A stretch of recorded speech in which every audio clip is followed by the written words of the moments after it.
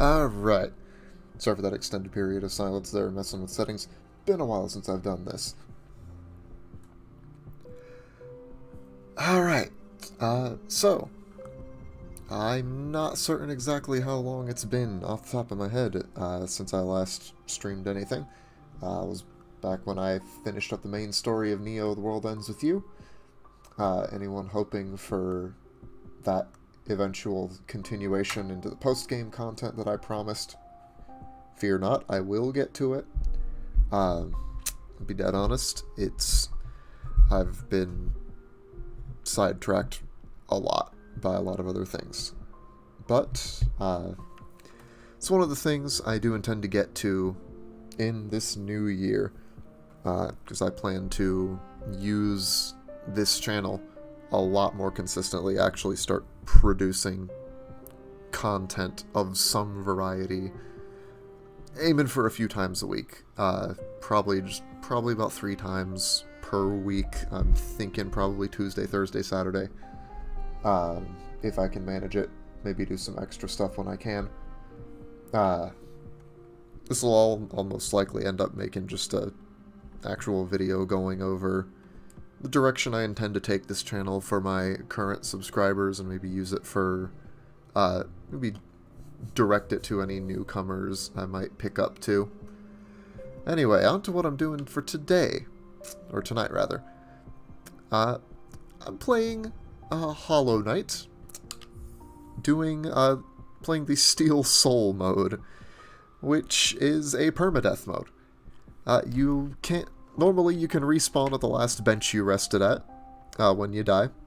But in Steel Soul, you can't. You die once, it's game over. As you can see from my save files here. I tried this once. I didn't make it. So, we're gonna clear this save and get started with this. I'm also kind of gonna be going for the one of the speedrun achievements, if I remember correctly. There are 2. One of them is, I believe, I think speedrun 1 is completing the game in 10 hours or less, and speedrun 2 is completing the game in 5 hours. I don't think at my current skill level, which I'd place probably above average, honestly, but probably not by much, I don't think 5 hours on Steel Soul is gonna be feasible. Sub 10? I think so. With the pace I was going at in my last run, where I died to Watcher Knights, I think I could probably make it to the end of the game in probably about maybe 8 to 9 hours. And I'm kind of doing this as like, I'm doing this any percent. I don't care which ending I get. I just want to get an ending. I don't have like a specific route planned out exactly, but I do have a general idea of the kinds of things I want to do, places I want to go, what order I want to do things in.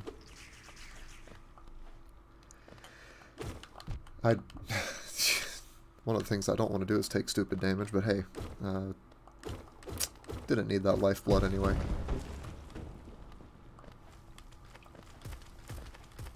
So I'm gonna need to remember to try to not do too much extraneous stuff, even if it just saves me a couple seconds. I know that seconds matter when you're actually like worried about your clear time. So yeah, we're just skipping all the tutorial stuff, jumping down to Dirtmouth. And unfortunately for Elderbug, we're just going to come in out of nowhere, immediately go past him, and jump into the well outside town. Not even going to rest at the bench, because I don't want to lose that lifeblood mask. Who knows, I might need it. And down we go.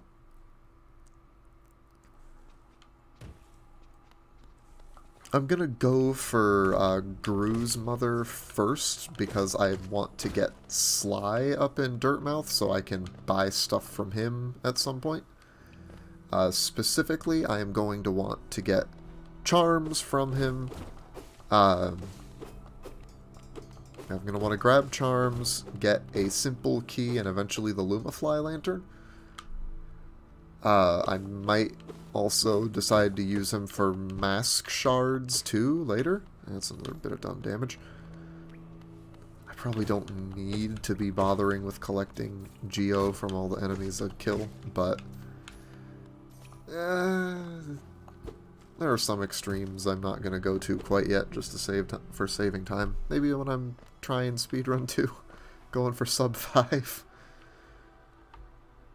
I want to actually beat Steel Soul before I do that, though. Oh wait, I am not in a spot I need to be at, but I can kill this guy easily enough. That is if he. Oh no, you don't. I'm gonna cheese you. I've learned that cheese strats are your best friend in Steel Soul.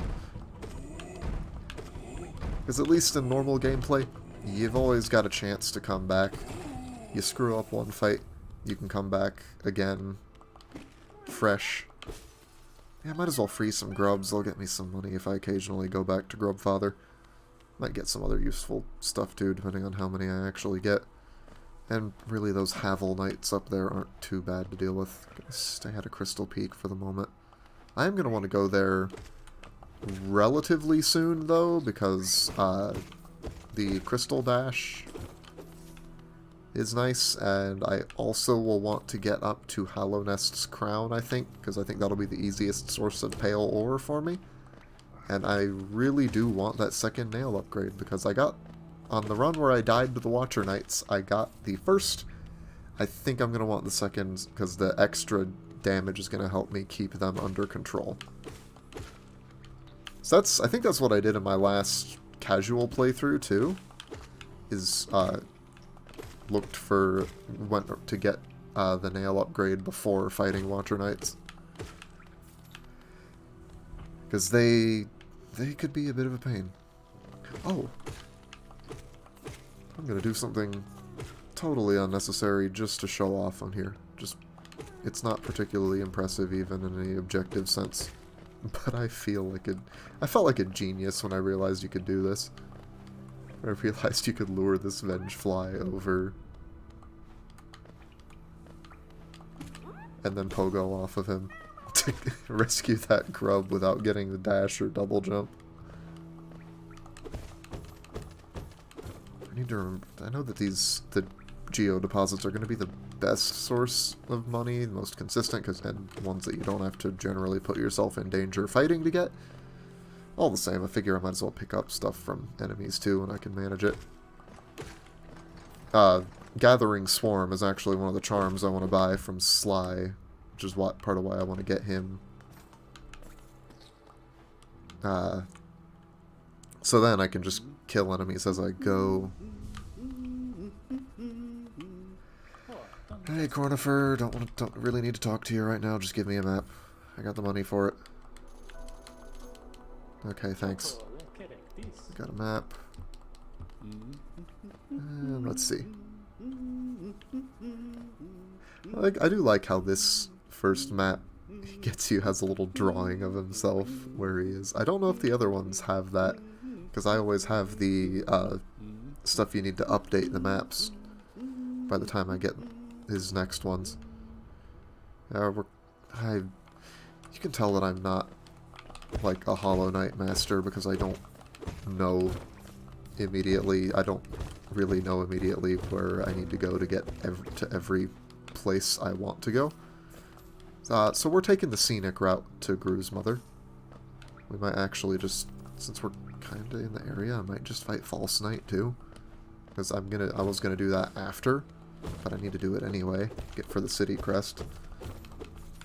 He's also pretty easy anyway, so there's not much reason not to. Yeah, let's chill in the hot spring for a bit. I always forget this place is here. I do kind of wonder just gonna pause so I don't screw up my time, but,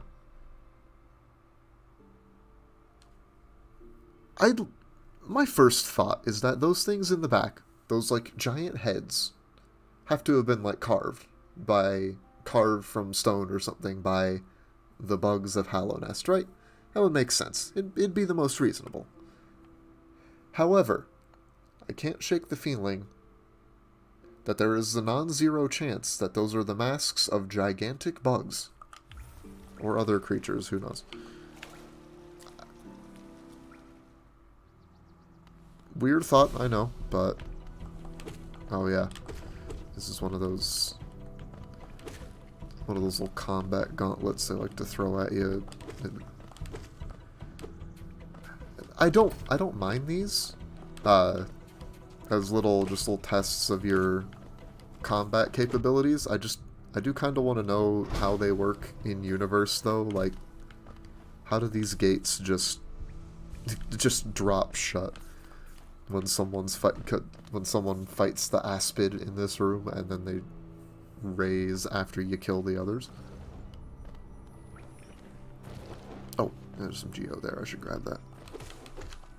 I think this is one geo deposit I actually forgot for a long time on my casual playthrough. Probably because on that casual run I was actually coming back to that file after a lengthy time away from the game. And as you might have noticed, I actually completed the game with 111%.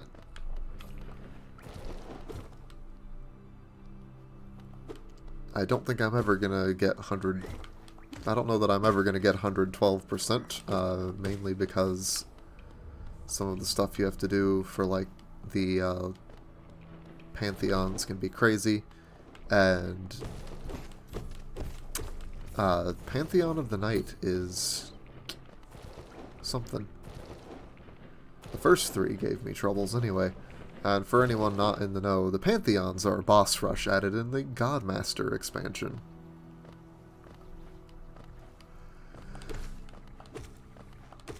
Let's get some more geo. Oh, I always forget that the Aspid Mothers spawn a couple little dudes when they die, and that they deal contact damage. Mildly annoying.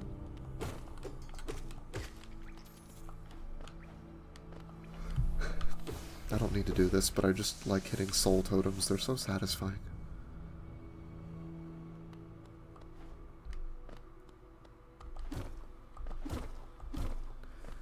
I don't think I'm gonna become a full-on Hollow Knight channel, but I do think I'd like to do more Hollow Knight stuff. Also, finally, we're here at Gru's mother. I did not, as you can see, end up fighting False Knight first. I'm not gonna die to frickin' Gru's mother. It's not happening. Well, first boss down. Just remember to stay away from her body, so her babies don't contact damage you to death as soon as they burst out of her.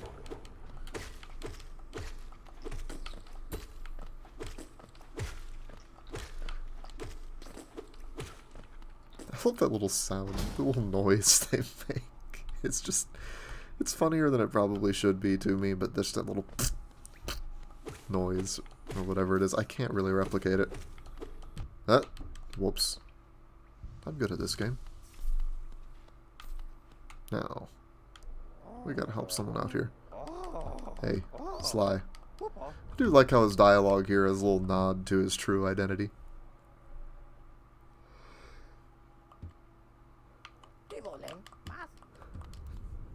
We'll see him back up in Dirtmouth whenever we get there again.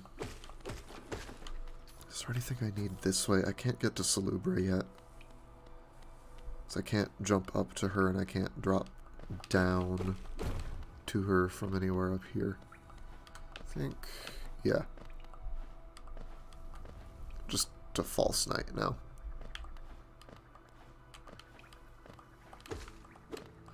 There's a tram station. Hopefully I'll remember to get the tram pass at some point if I actually need it. No, I don't. I don't think you really need it for completion. It's just a nice extra fast travel method, along with the stag stations, which I really ought to unlock the stag station here, so I can easily get to and from Dirtmouth.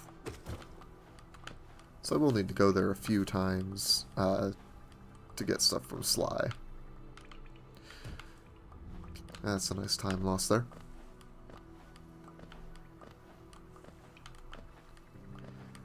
I'd like to, like I was saying, I'd like to do more Hollow Knight stuff too. Thinking I'd also really, I think I'd really like trying out randomizers.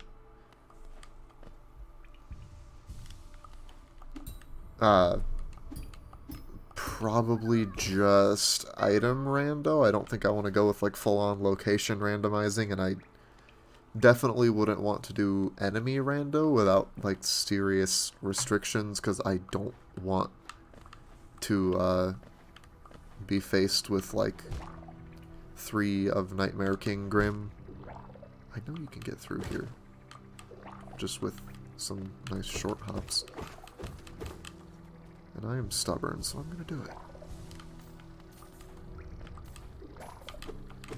Do those things even have bodies? Do the little ones even have actual bodies, or are they just sacks of infection with masks? It's kinda hard to tell. Well, don't have to deal with them for now. Onward, back to towards False Night. I believe I'm on the right track. Don't have Wayward Compass, so I can't tell perfectly. That's another charm I'll probably buy, but I don't know how much I'll actually use it. I'll probably just have it. I like having it as kind of a slot filler, a notch filler if I'm just exploring. Oh, yeah. Hidden wall there. We'll get a few grubs. Probably not going to get any major rewards, but we can get more geo, and we'll need that. So we are going to have to spend a few thousand. Oh, another Havel Knight. And the Dragon Tooth hits hard.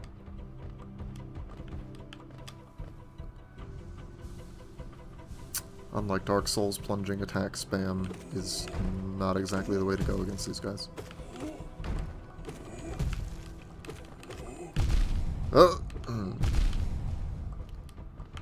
Gotta say, the sound that 2 mask damage attacks make, that booming sound, is really satisfying. Even when you're getting wrecked by it. But it just sounds so good. It's so good at conveying how forceful the blow is, how much damage you're taking. Alright. Coming up.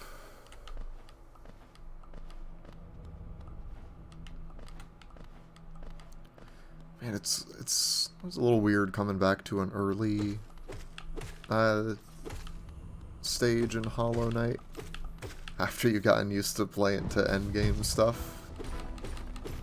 Mainly because not having all the mobility upgrades takes some getting used to again. Whoops.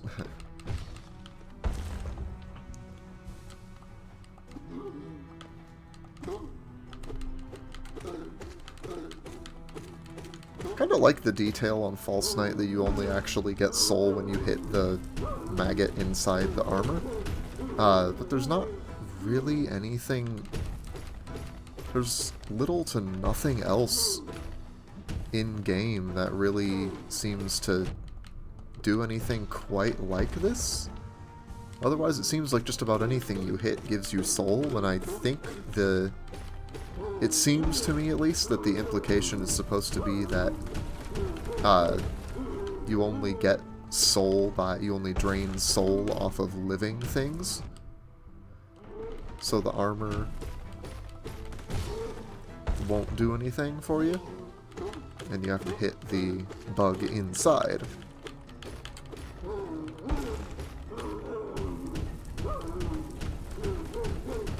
But I feel like that could have been, if nothing else, a narratively interesting choice as just a bit of gameplay and story integration for some creatures. The other creatures I can think of that don't give soul are things like your shades, which, given their nature, makes some sense. Also, you might have noticed there's a little section of wall up in the arena that had some like wooden bits on them. I discovered by accident one playthrough that you can break through that and escape False Knight. I think this is the only boss fight that you can actually just leave too. Alright, now we're gonna get something else important here before we move on.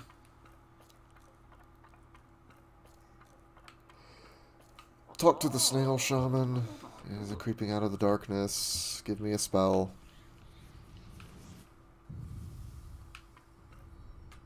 Is that a head on a...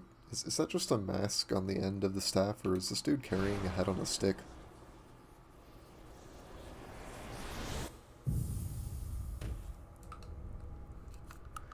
Alright. Got Vengeful Spirit. Normally my general playstyle, I mostly just use nail attacks. I don't do much with... I don't tend to do a ton with spells. But I'm trying to get better about that because they help deal a lot of damage quicker than just repeated nail strikes often can. And when I use my nail attacks a lot, something that I've been trying to think of it is that I'm kind of wasting potential soul gain when I don't use spells. And I say this, of course, as I am not using spells. I do like how this little area with the spikes on the ceiling kind of discourages you from trying to pogo that boulder to death. And I say discourages, but I mean it makes it straight up impossible because you'll just hurt yourself. So it kind of encourages you to use Vengeful Spirit. Which also just so happens to kill the boulders in one hit. But it also kind of encourages, could be seen to just encourage you to attack to just attack them head on instead of trying to go over them, which I suppose works alright too. We're kind of just coming up here for more Geo, and also because I did want to hit that soul totem and get more soul before going for the Elder Balder, which is what we need to kill to get out of here. Which if we'd talked to the snail shaman, he would have actually told us. There also happened to be lifeblood here. And more health. It's never a bad thing. Hello, Elder Balder. Have some Vengeful Spirits. We can't hit him. I guess this is one of the few other times where we can't gain soul by striking something, but in this case we're not dealing damage to it either, so just based on what the game's shown you before, it's pretty clear that you won't get soul from if you don't deal damage to the enemy, right? Okay, we got Soul Catcher. I think I'm going to be using that a lot too. The Snail Shaman watched us while we slept, and we just so happened to be stuck here. And oh, the gate opened when we killed the thing he wanted us to kill. Who'd have thought? We're actually going to rest at this bench. Losing that lifeblood, but I like Soul Catcher. Like getting more soul faster. It means more heals, more spells. It's just generally useful. Can I go on this way? Yeah. Hit this lever. And, oh, what do you know? We're back at Cornifer.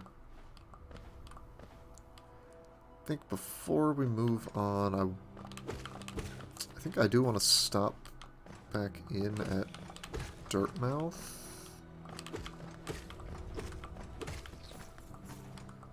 Before that, I'm gonna hit up the Grub Father to get money for rescuing his children. And then it'll be on to Green Path. Huh! Whoops. That was dumb. Glad you don't take fall damage in this game.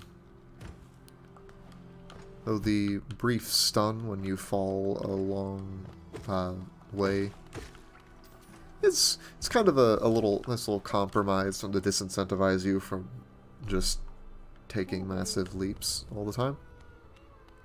Hey, Grub Father, give me some Geo.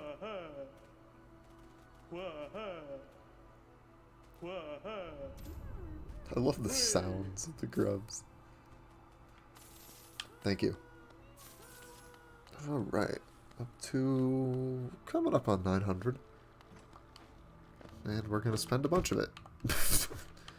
That might have been the dumbest damage I've ever taken.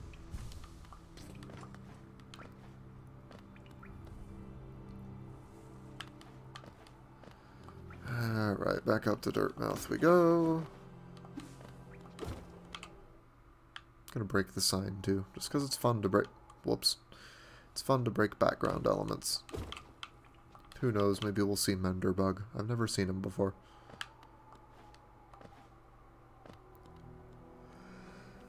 Could go to Iselda.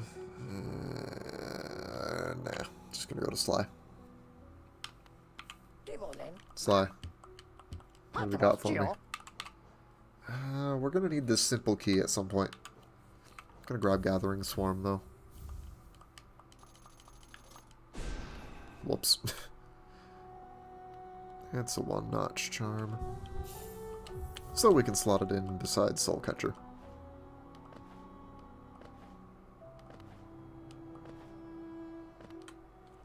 And drop back down. And away to Green Path we go.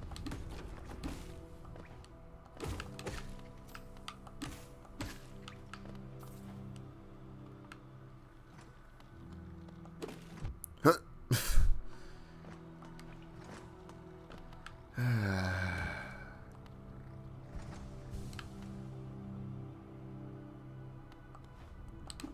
swear I'm better at this game than that. Man, conveniently, there's an Elder Balder here, which blocks you off from going any further if you haven't met with the Snail Shaman yet.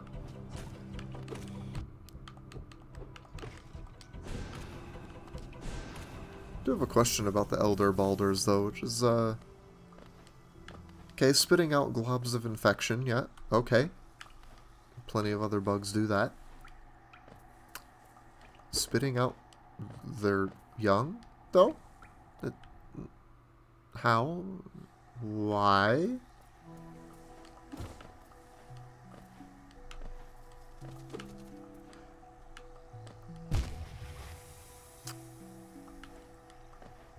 I'm gonna try not to do that more.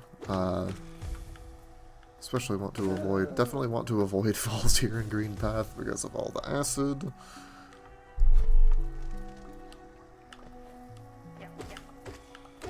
The knight here, unlike many other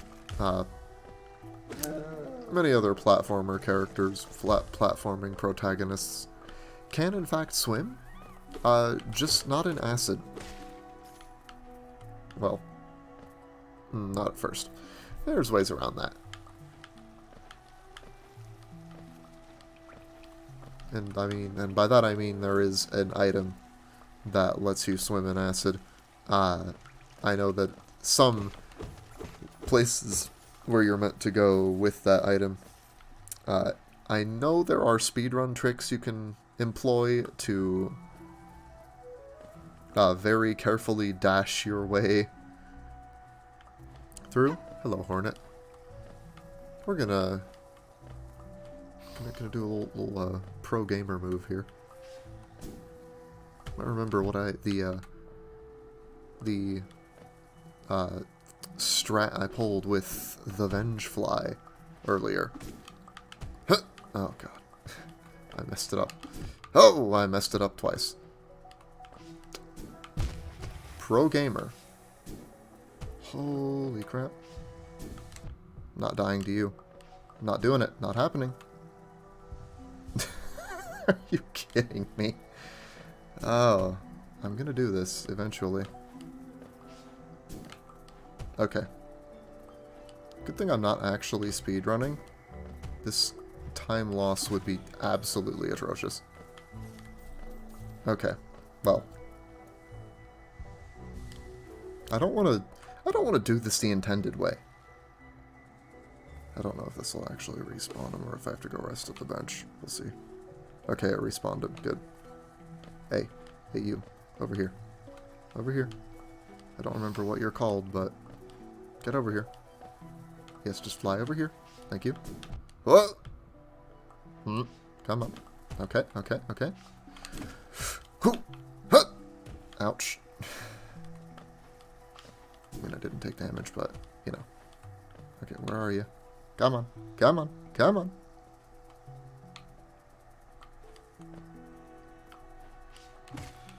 We did it.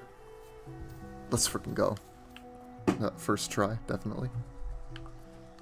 Now we can just follow Hornet.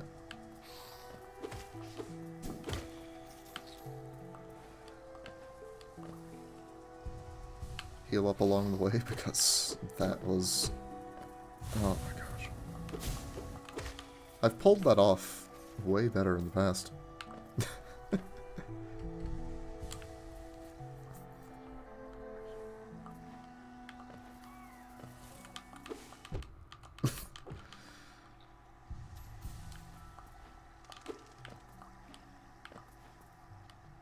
Now, I think we're getting close.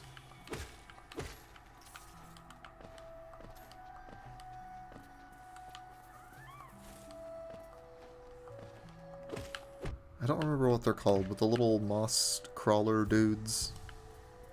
I can't help but like them. I think it's at least partially because they sound to me like kind of like cats. They sound too cute to be for me to be able to dislike them. Even if they can be slightly annoying at times.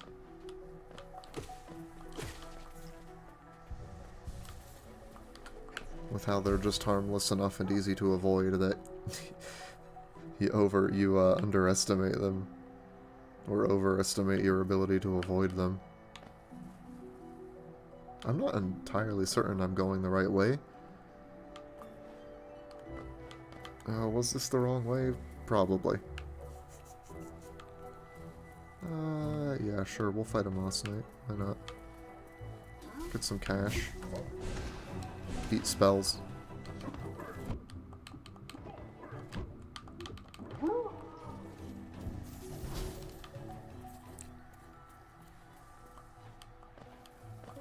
Now that we've just killed this guy who was sitting peacefully in a pile of leaves, let's move on. See where he lets us go. Oh! Yeah.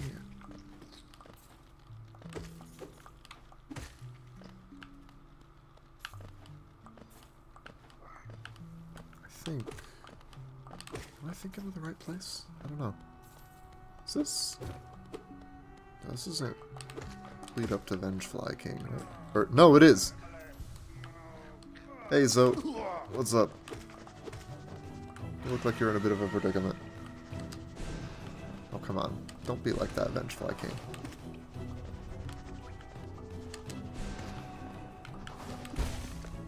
Wrecked. And we're not even going to talk to Zote. We're just going to let him remember that time his doppelganger showed up, smacked the thing that had him in its jaws, and then killed it and left.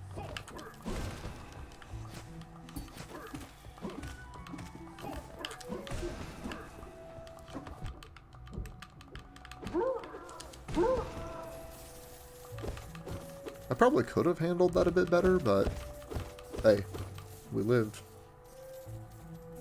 Lived and got some money out of the deal. It's a win in my book. Need to keep going this way. I believe. Oh yeah, there's a sign for a stag station. We ought to unlock one of those. Fast travel's gonna be nice. Yeah, we'll just do that.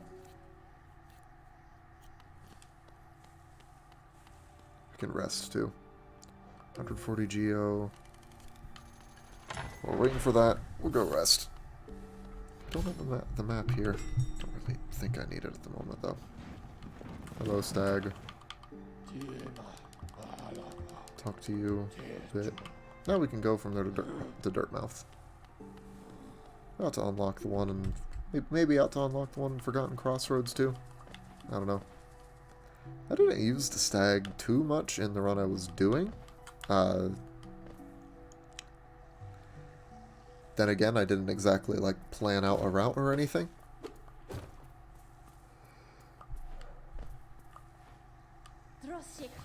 Hello, Hornet.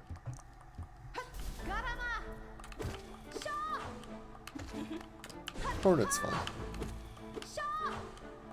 She's also got some very nice music. Oh, that was poorly timed. As was that. Note to self, don't try Vengeful Spirit when she does her needle throw. Ah. Hilariously mistimed.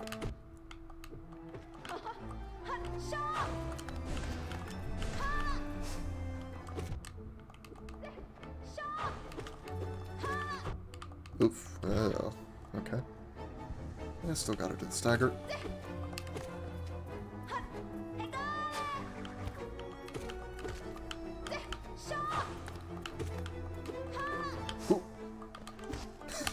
Oh, ouch. Hey. Actually, there we go. And Hornet's down. And we get our first mobility booster. We go steal our dead sibling's cloak. Thanks, bro. I like being able to dash. We can be fast now. Oh, yeah. This happens. Hello, you three. Wonder who you are. Perhaps they're important. We'll see.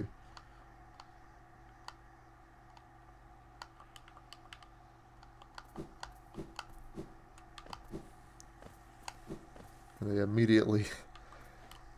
immediately throw a little acid pit that you can't possibly jump over.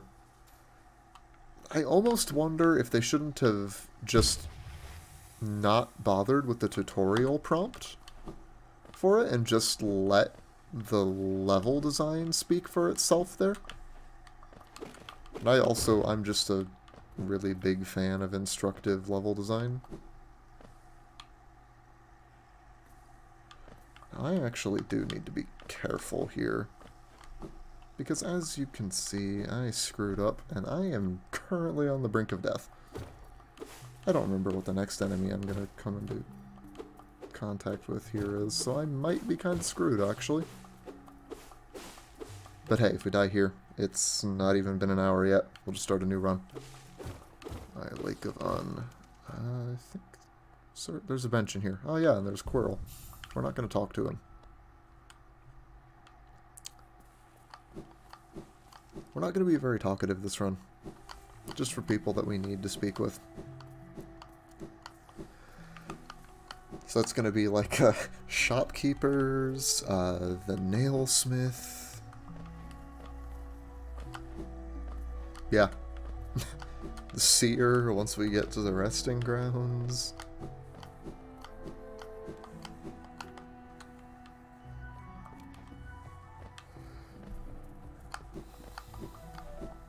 Now we can progress. Oh yeah, that's how we're supposed to do things here. Forgot about that. Oh, you know what? If I remember correctly now... Wait a minute. I saw the little butterfly plant in the foreground. I don't think I realized there was a lifeblood cocoon here before I noticed that. But wait, Ah, it's a breakable wall. Nice. So we got a bit more health now. Now, if I remember correctly, we need to start going down. Because from here, I want to get to the fungal wastes and mantis village. Because we want to fight the mantis lords.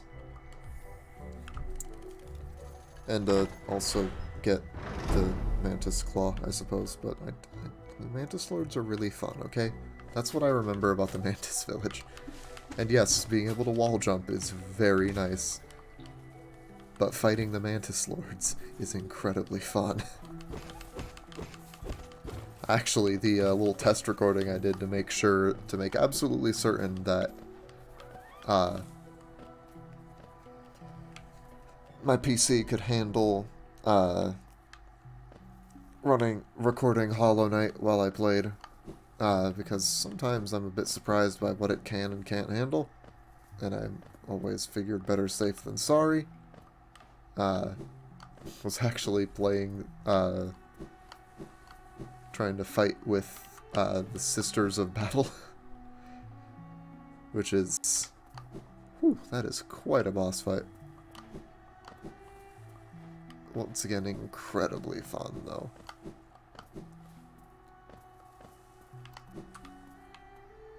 It's just got this amazing, this wonderful rhythm to it.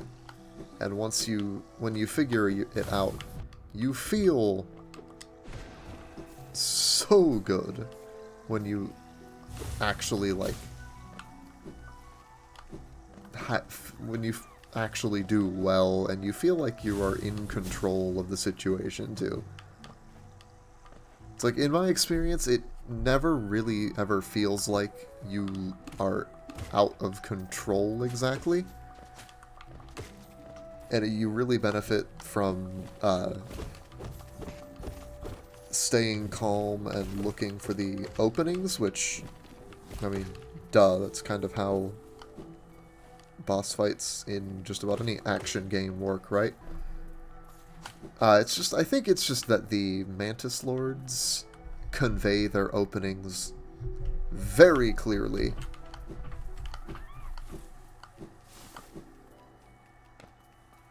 There are those things that are going to be shooting homing fungus bombs at us. I don't like them because they deal 2 masks of damage when they blow up. What's this way? Don't remember. We're going to go this way. Oh, this is Massive Moss Charger. Yeah, I might as well get some more... Might as well get another boss kill under our belt, right?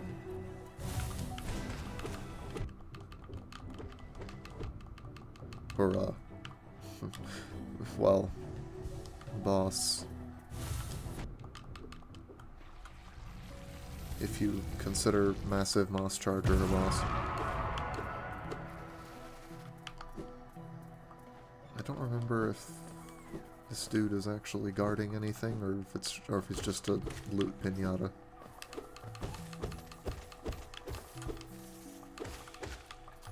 You know, since I've gotten onto the subject of game design stuff and level design, you might have noticed earlier in the Forgotten Crossroads there was a breakable wall behind a cache of Geo.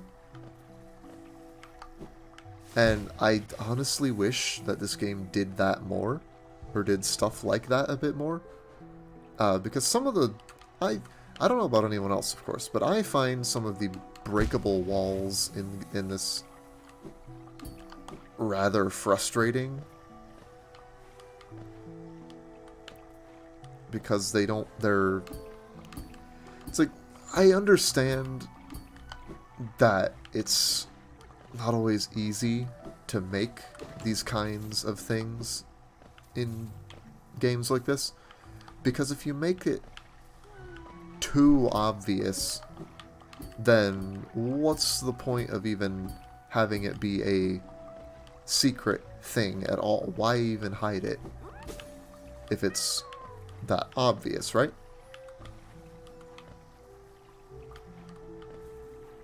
But on the other hand, you also don't really want to turn the search for hidden walls, for hidden doors and breakable walls and stuff into a pixel hunt. And I kind of feel like that Team Cherry erred a bit too close to, at least for my tastes, they erred a bit too close to the pixel hunt side of the spectrum.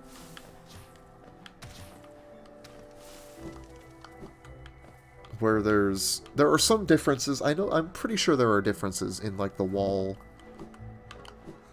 textures for breakable walls versus regular ones, and it honestly probably just says more about my observational abilities and or eyesight than anything else.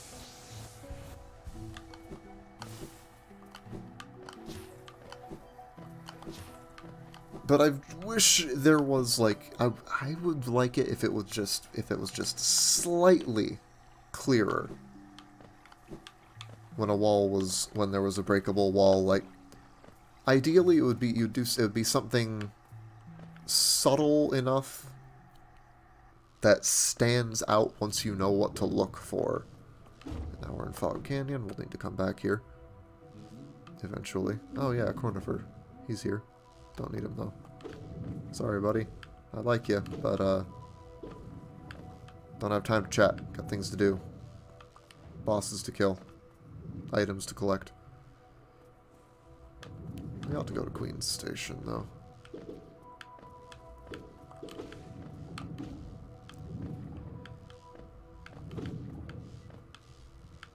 Where was I? I have totally lost my train of thought.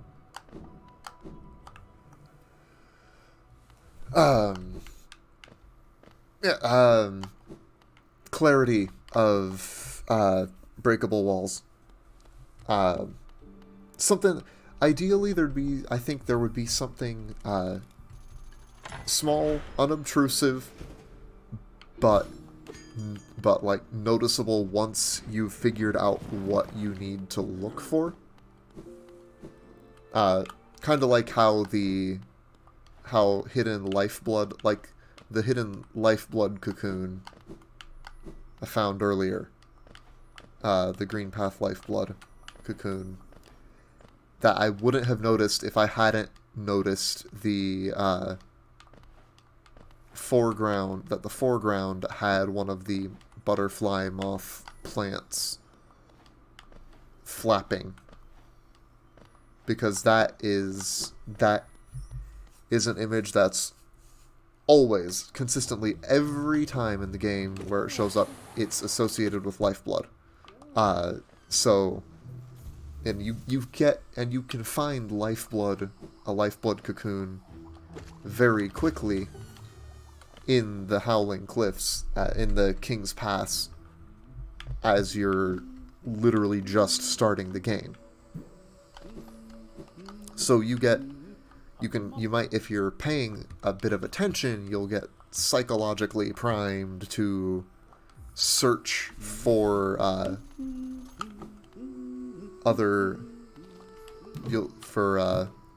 that shade of blue for those particular shapes.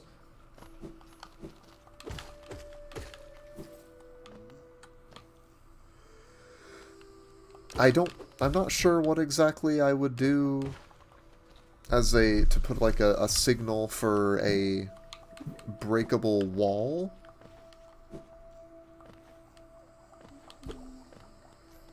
But I think you can probably understand the basic idea of what I'm getting at. At least I hope so. That's something that's just a little clearer when you know what to look for, because otherwise, like I said earlier, you don't want to get so far on the other side of the scale that your secret, you can't see me, but just imagine heavy air quotes, walls, breakable walls and hidden doors are so easily found that you have to question why you even made them tried to hide them in the first place. Because clearly, if you're If you're not going to make it an actual secret, why bother at all, right? Oh, there's some geo there. I want to grab that. And now we're starting to see some of the stuff from the Mantis Village. So there are locked doors and there's signature levers that'll have the little mantis face. I love these dude's sound effects. Just that. It's just, there's something funny about it too. Little mushroom dudes are, they're funny. I enjoy them. And they're not really like particularly difficult enemies, but they're memorable.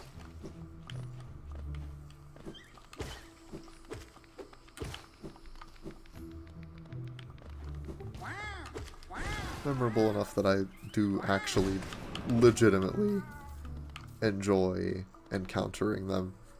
Even just from their sounds. They're fun to listen to. Now there's one of the mantis levers flipped. We can get this over here now. Again. Okay. Let me try to get my bearings. So, we came from Queen's Station, from Fog Canyon. Yeah, we're on generally the right track, I think. Can we get down? Yeah, we need to get... I think we need to get down to get into the Mantis Village section.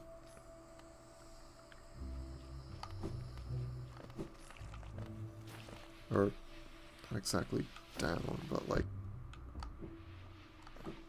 Ah! Whoops. I'm just gonna chill out here for a sec. We need to get into that sort of middle section. We're also gonna need to get to the one that's the big long spot with the big dude marking on like the far right part of the map. If you're particularly observant, you may notice that's a familiar shape. The shape of the False Knight's helmet, actually. Got a Hollow Nest seal, that's going to be money for later. And stuff like Hollow Nest seals are your safest method of banking in Hollow Knight.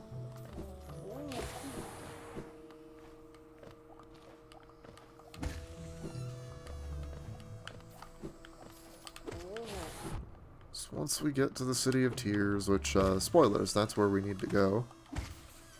And, you know, it occurs to me, actually, that having that marking there,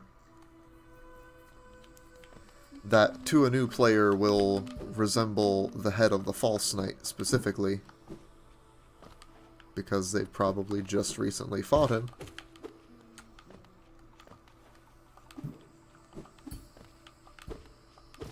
Is an interesting way, it's a way of making a connection.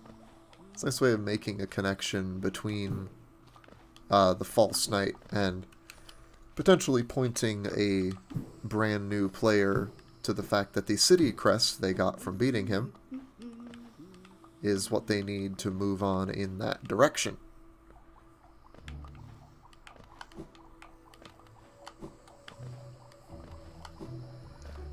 And of course, this is... I recognize that I am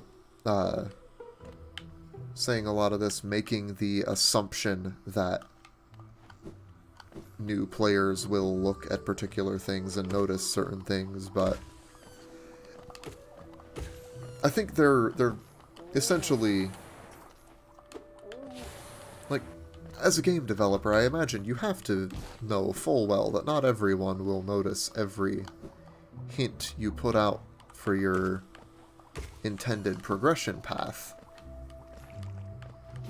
But you gotta have some hints anyway, and have some faith that your players are going to notice some of them. It's like something I've noticed running tabletop games, actually, that...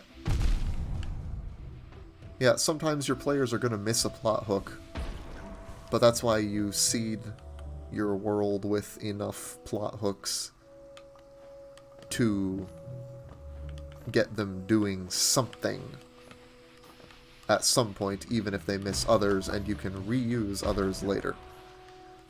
Now, you can't necessarily do that when you're designing a video game.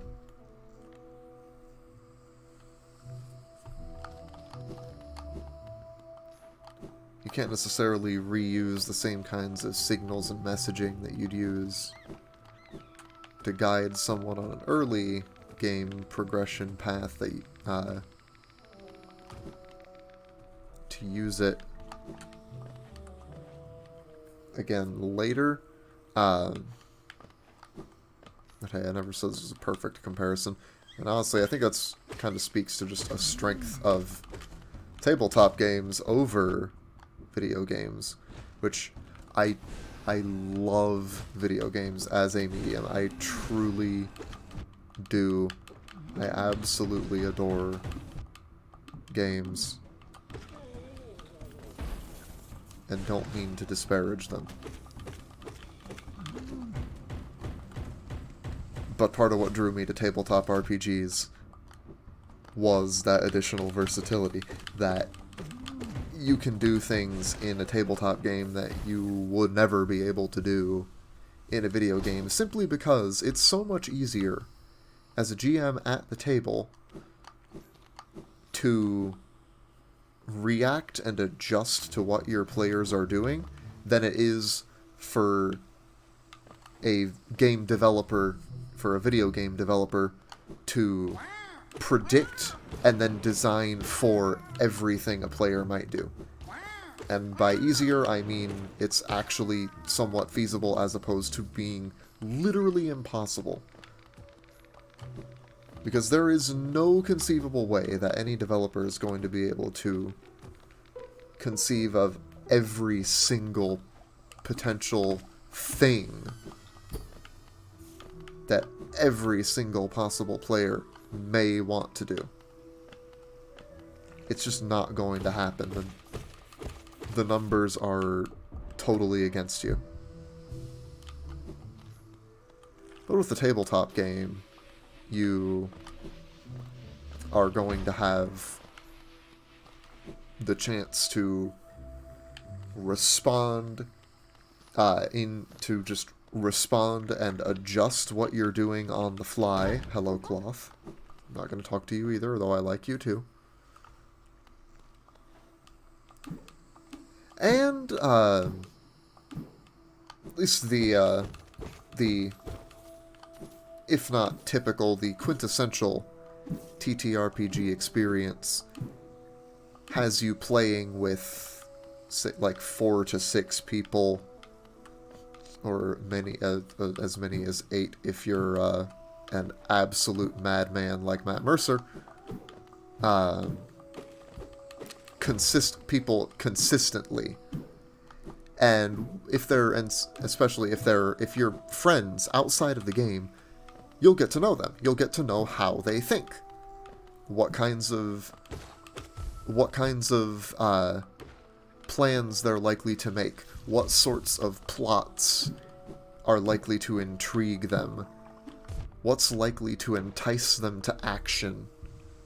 So you can plan around your specific players, whereas a video game developer designing for some level of mass market appeal, and I guess by mass market appeal in this case I'm talking about any group bigger than a handful of close friends and peers,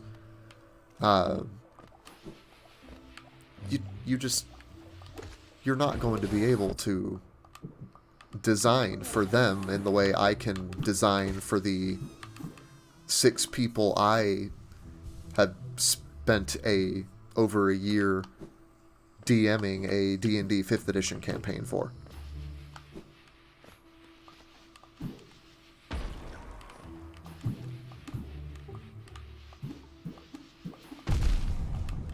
Like, I've gotten a feel for what the characters would do, what they're likely to respond to, and what the players are likely to respond to.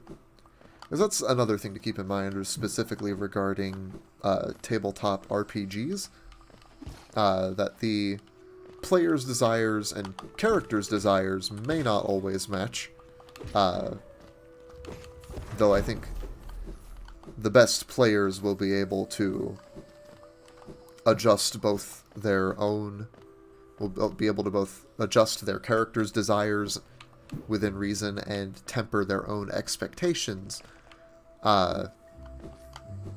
to help the game flow. And I feel that's, I guess you could say that's another, hey, we've officially entered Mantis territory. Fighting mantises now.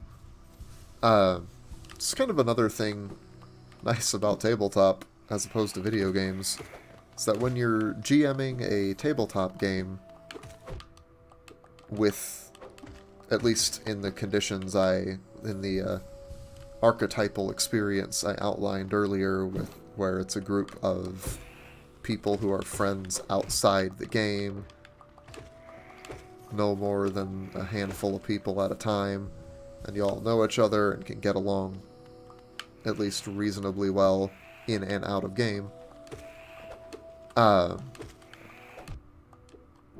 Like, a video game developer can't really say to their players, I guess they can't really say to the players of their game, hey, please just go along with this for the moment, for the sake of keeping things moving the way they're supposed to, the way we planned to. Because no matter how much of a railroad your game is, people are going to find ways to exert some level of influence and autonomy over it. It's a lot easier as a tabletop GM to just ask your friends, just say, hey,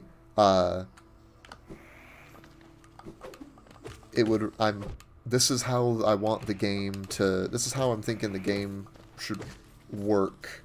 This is the idea I have in mind for the game, how to run things, what kinds of adventures there will be and stuff like that. I'm gonna need you to, if you want to play in this game, I will need you to buy in to the premise. And I guess to some extent you can do that with video games, but you can't do it on nearly so personal a level. You are not going to get personalized messages from developers saying, hey, here's the exact kind of game we're making. Here's the kinds of audience we've made it for, with the expectations and the kind of expectations you should have about what's going to be in it. You can have a store description. You can have the blurb on the back of the box. You can have summaries of things on your website. You can have any number of press materials released explaining stuff. But you don't get a personal conversation with someone you know. And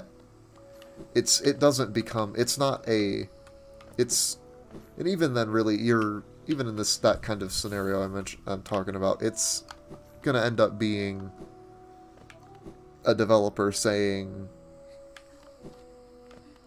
the developer's just gonna be saying, kind of, take it or leave it. It's your choice. This is what we're doing. And you can to some extent, you do that with tabletop as well. And I'd say it's even healthy to do that to some degree. Because if you're wanting to play a heroic high fantasy game where the player characters are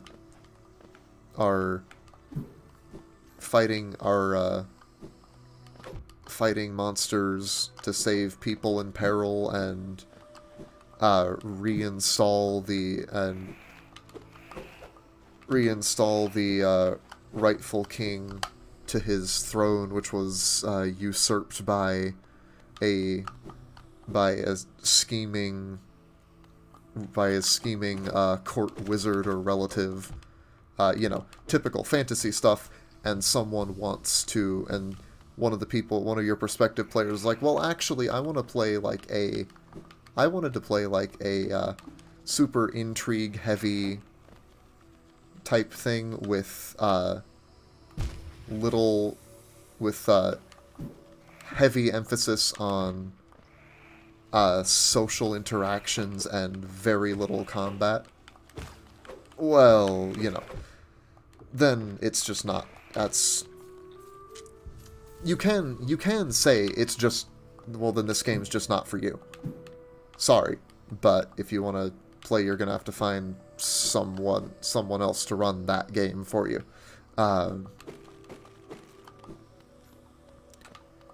But you can also find a compromise. You can also figure out, okay, so is it a total deal breaker if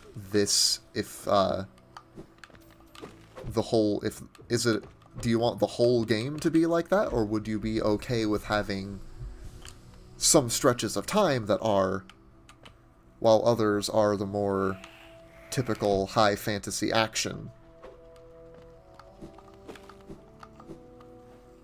And maybe you can come to a compromise on that. Like, you can't do that with a video game, though. You can't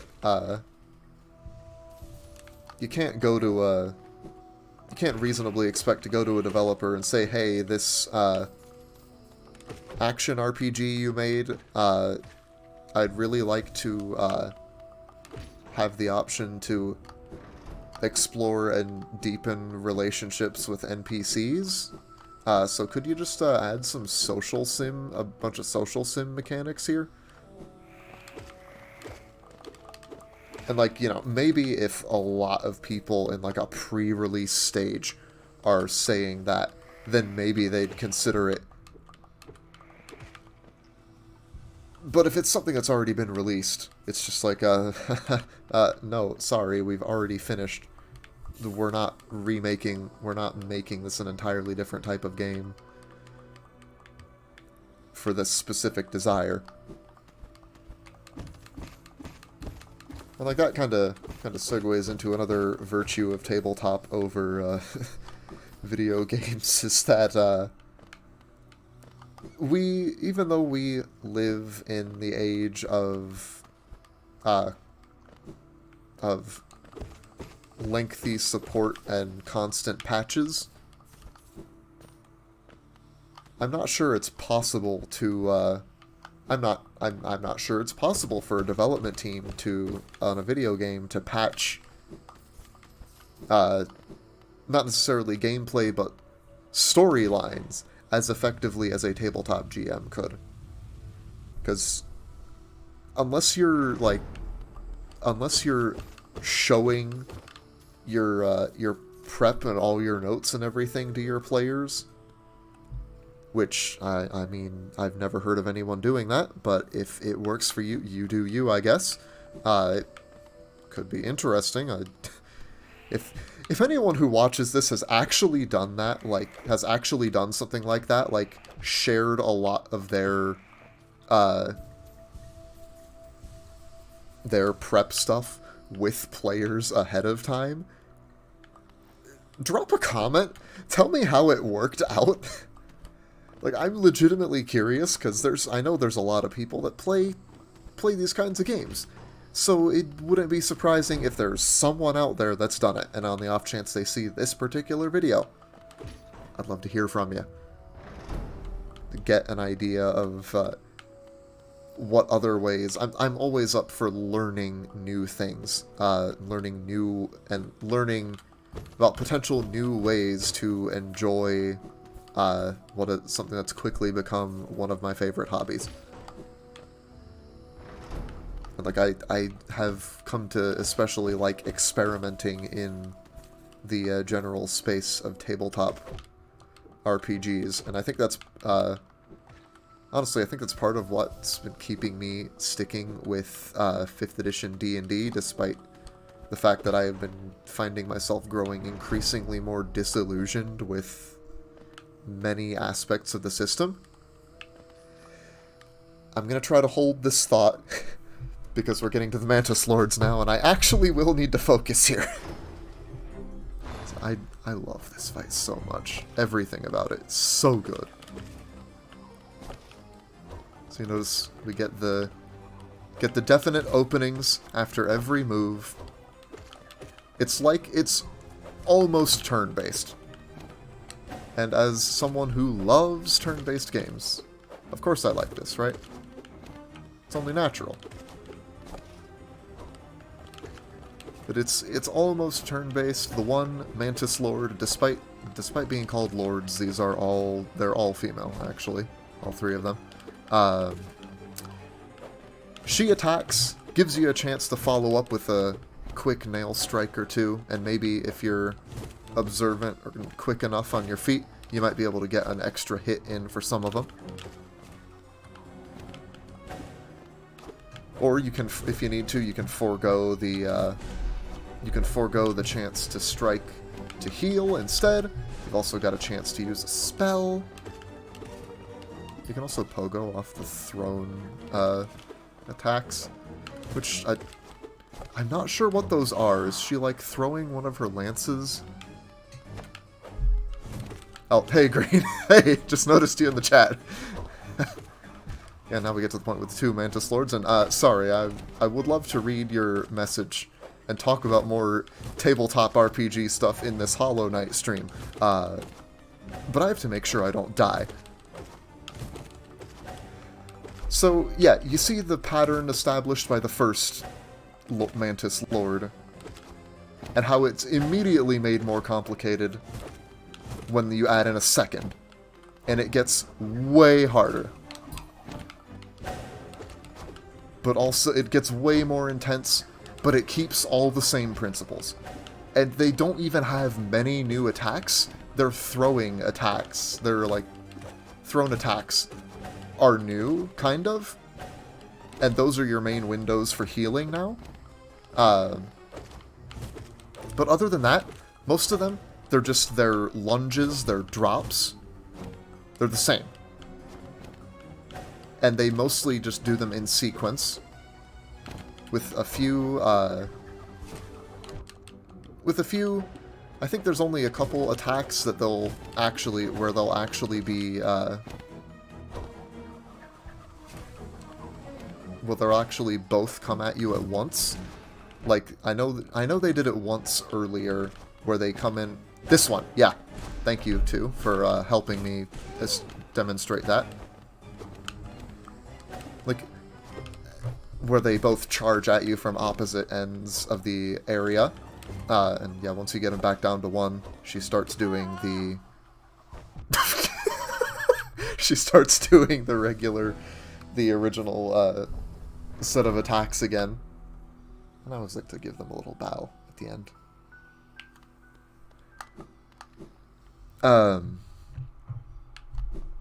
It gets a lot... It's like once it can, this is a boss fight that is a wall for a lot of people.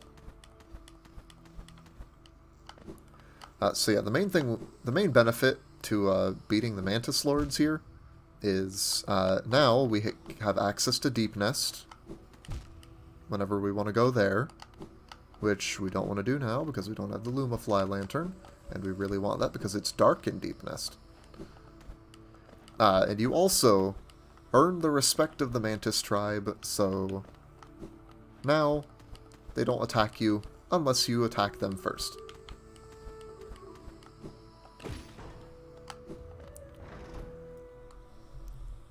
Yeah, they are incredibly fun to fight once you learn the patterns. Also, if you come up here before you beat the Mantis Lords, you see this dude up here? Yeah, he'll smack that lever and lock and drop a door down in front of you before you can get through if you haven't beaten them. He will lock you out from this bench. Yeah, they're so much fun to fight once you learn the pattern. And like I I've seen people learn. I remember watching someone. There was someone in particular that I watched play Hollow Knight that spent like hours on the Mantis Lords. But you could see them getting better at the game in real time. You could see them learning the boss fight, getting more comfortable with the game, with the boss fight and the game's mechanics. And it was glorious when they finally won. And like that's exactly how I felt the first time I beat the Mantis Lords. It was great.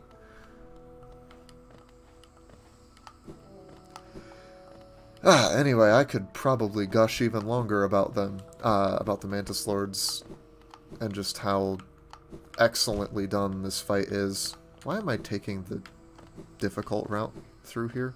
I don't need to do that. Oh yeah, I don't have soul. I tried to focus there. Whoops.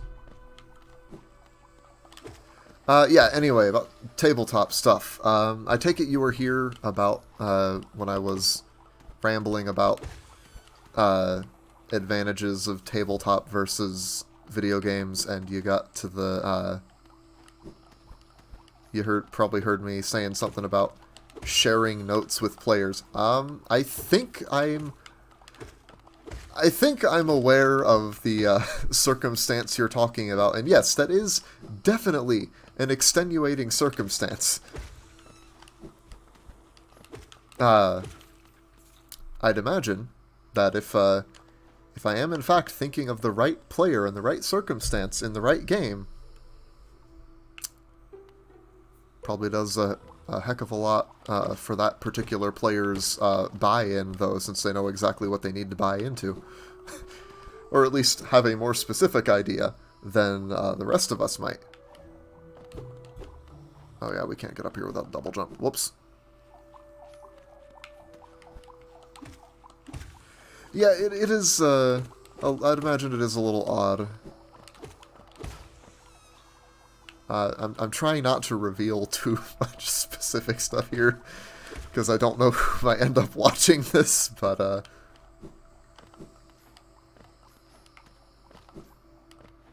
as long as you know what, as long as, you get the idea. That's the important thing. For anyone else here, let it be a mystery.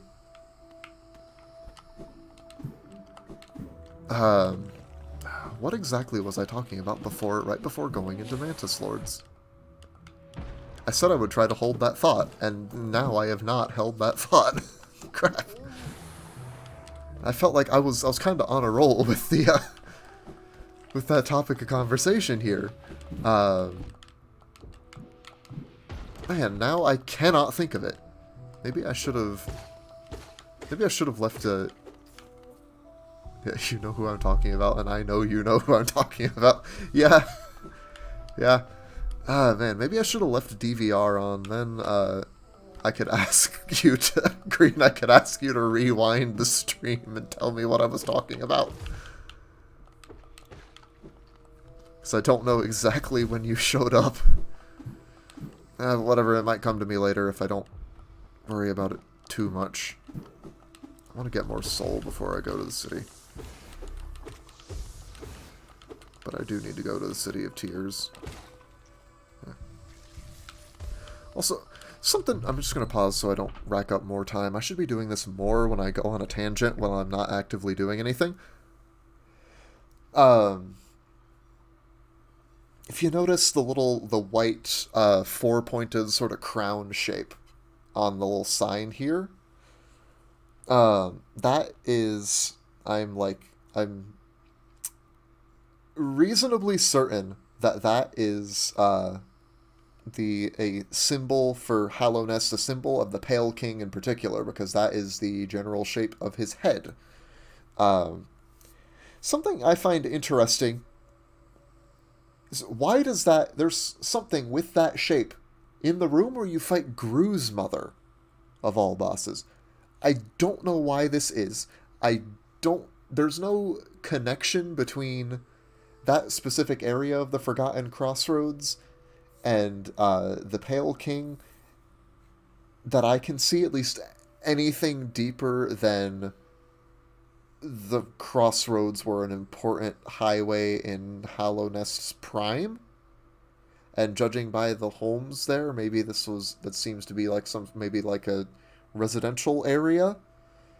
Maybe that was, I don't know what kind of room that was that Gru's mother just happened to be in.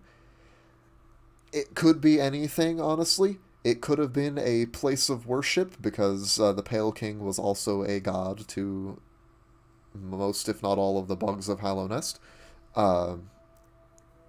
It could have simply been a little thing, a little idol erected in a friggin', I don't know, storehouse even. It could have been any number of things. Okay, so you showed up right as I was talking about sharing notes with players. So the stuff about increasing buy-in.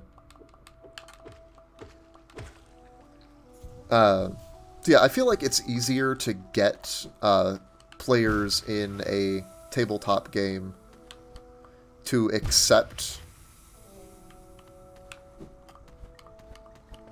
that they might have to make some concessions, at least in the archetypal TTRPG situation I outlined earlier, where you're playing with friends. And yes, I keep reiterating that because I never know who's going to join in when, and who will have not heard me say this before.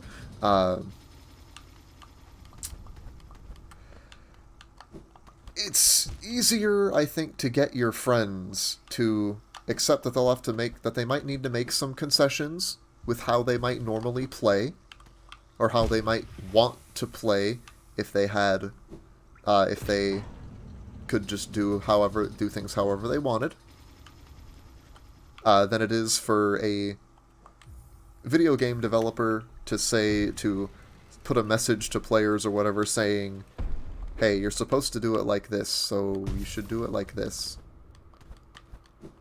And, honestly, I feel that, because that tends to be, I think that seems to be oftentimes counterproductive. And probably even gets a lot of people to actually perform whatever behavior you're trying to prevent or reduce. And I feel that because when I see a developer trying to tell me how to play their game, I kind of chafe at that implication that they know how I should be consuming the product that I paid for better than I do. When I paid money for it, I'm spending my time on it, and so I should get to decide how I play.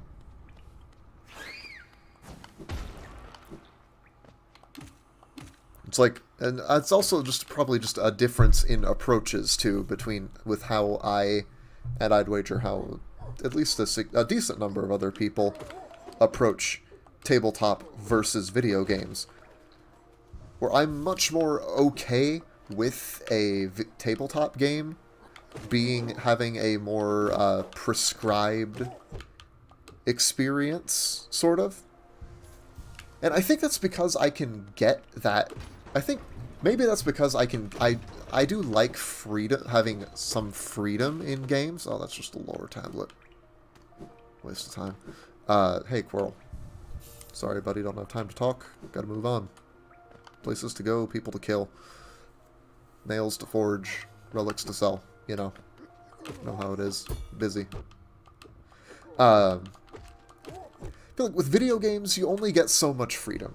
You can only do the things that are programmed in. There will always be hard limits you run up against, no matter how much a developer tries to avoid them.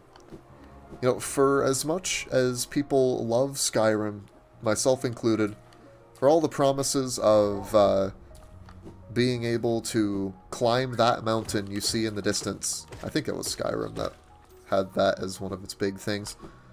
A more modern example, Breath of the Wild, which actually does let you climb pretty much anything, you still will have invisible walls at the edge of the world. Because you can't go beyond it. When you're playing Skyrim, you can't leave Skyrim unless you're playing Dragonborn, but then you're stuck on Solstheim until you go back to Skyrim. You can't just go to, oh, I don't know the map of Tamriel. You can't go to one of the countries adjacent to Skyrim. We'll just leave it at that for now. In Breath of the Wild, you can't leave Hyrule. You're stuck within the confines of Hyrule. You can't just decide to leave when you can, even though as soon as you gotten off the Great Plateau and have the paraglider, you can go pretty much anywhere else. You can do whatever you want. There's very little standing in your way from you and whatever you want to do. But you still don't have total freedom. In a tabletop game, though, like, most of the campaign that I've run has taken place in... We're probably at about a quarter to a third of the continent I designed and developed. It's taken place in 2 countries and some unclaimed territory between them. This is what we'll need the simple key for, to unlock Royal Waterways. First, we're going to go pay a visit to Lem, though, because he's up here. We'll want to sell off all our crap to get more money. I forgot that I can't actually get there yet. Whoops. But if my players decided they wanted to go off to the mountains and go see what the elves, elves? What am I talking about? Dwarves were doing? I'd need some time. I can just say, hey, I'm gonna need a bit of lead time if you want to do that, but I'll come up with something. I can make it work. If they want to go off to the woods, to that massive forest that dominates the southern part of the continent, and go see what the elves are up to, and I actually mean elves this time. They're not dwarves. The dwarves do not live in the forests. They could do it. I just need a bit of time. I just need to prepare. But I suppose another advantage I have over any game developer, too, is that I don't have to make, like, graphics or anything. Most of the mechanics I use are pre-made. A lot of the work of design and development is not actually my problem in this case. I don't have to mess with a lot of this stuff. I have to figure out how best to describe things. I might have to I have to homebrew some things, because I'm pausing both because I gotta just take my hands off the controller for a sec, and because I'm kind of getting on another tangent here. I'm getting deep into this tangent here. I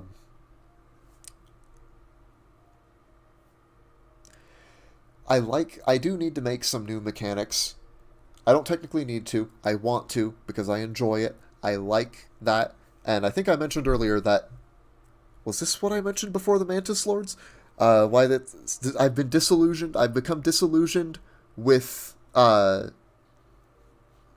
edition D&D. But part of the reason I've stuck with it as long as I did is because I find it really easy to homebrew for. And I enjoy that immensely. I really like making stuff for D&D. I have no idea how balanced a lot of the stuff I've made, rather, not played. I'd have a better idea if it was balanced if I played it. Well, probably. But balance is very much a relative thing in the TTRPG world, I think. Yeah, Green, you hit the nail on the head there. It's a hell of a lot easier to one-man dev team a TTRPG setting than a video game. Thanks for putting what several minutes of, rambling and meandering around the point, so succinctly. See, this is why I'd like to... This is why I'm hoping to, eventually, to someday garner a larger audience with this channel so I can have more people to, make sense of the things I say. I'm not super concerned with balance in regards to my D&D stuff. I do try to keep things roughly on par, with official content when I can, but, I mean, Wizards of the Coast have been power creeping themselves for, God, how long now? Go sell this Wanderer's Journal and the 2 Hollow Nest Seals. Get another 1,000 Geo or so. 1,100, I think. Yeah, 200 for the journal, 900 for the 2 seals. Yeah,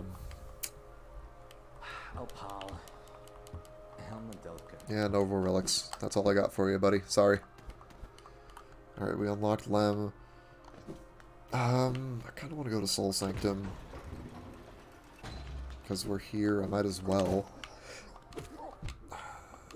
Should probably see if I can't unlock the Stag Station here at some point. I'd like to get back to Dirtmouth and buy the Lumafly Lantern and the key. So then we can do, once we got the key, we can do Dung Defender and get Isma's Tear. I might want to do Crystal Peak first, though. Because that will get me,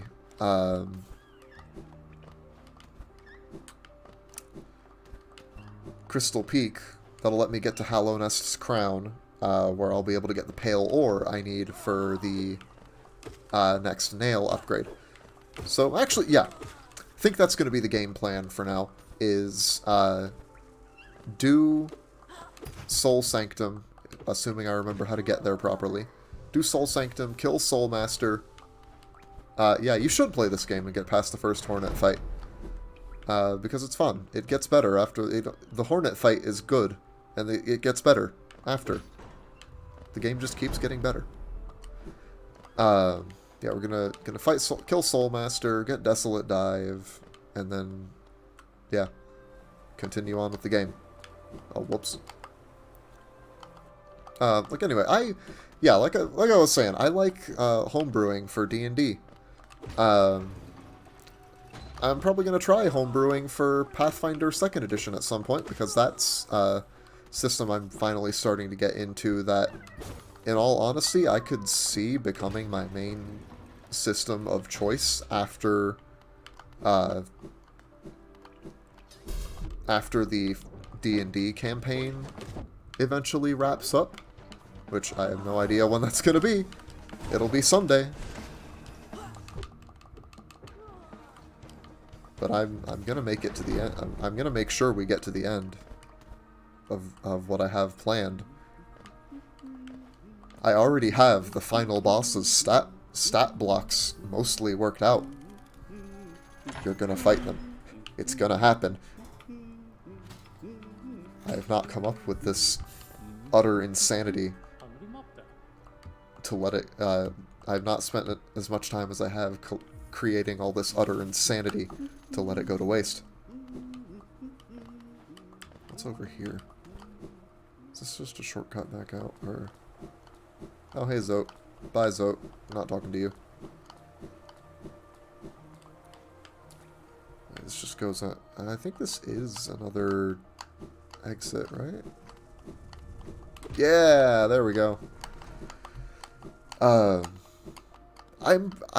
think I'm almost certainly, honestly, gonna start trying to homebrew stuff for Pathfinder 2.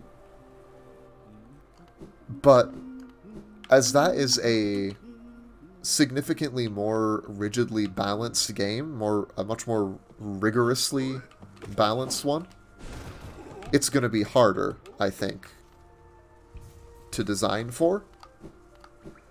And that's kind of intimidating, but it's also kind of an interesting... Sounds like it could be an interesting challenge. I think it could be fun to figure out how to do it.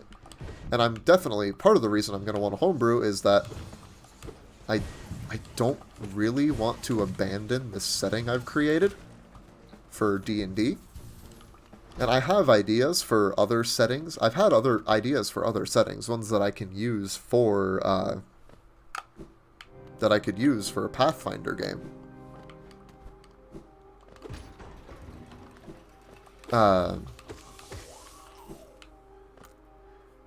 I also want to stick with the one I've got, too, because I've put the most work and development into that, and, you know, maybe this is a little sunk cost fallacy of me, but I want to use the thing that I've put time into.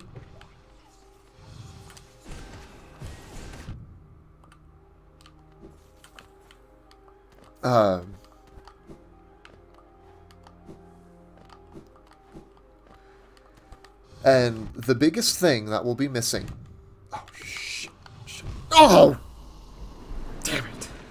I got killed by a freaking mistake. Yeah, I think the ones on the grounds are mistakes, and there are flying ones called follies. Oh my god. Ah, damn. Hour and a half in. I feel so stupid for that. Oh, God, I got too greedy. Alright, well. That's the first streamed attempt down. I'm just gonna leave it on the intro screen here for a sec because I need to go get some water. I'll be back in a minute.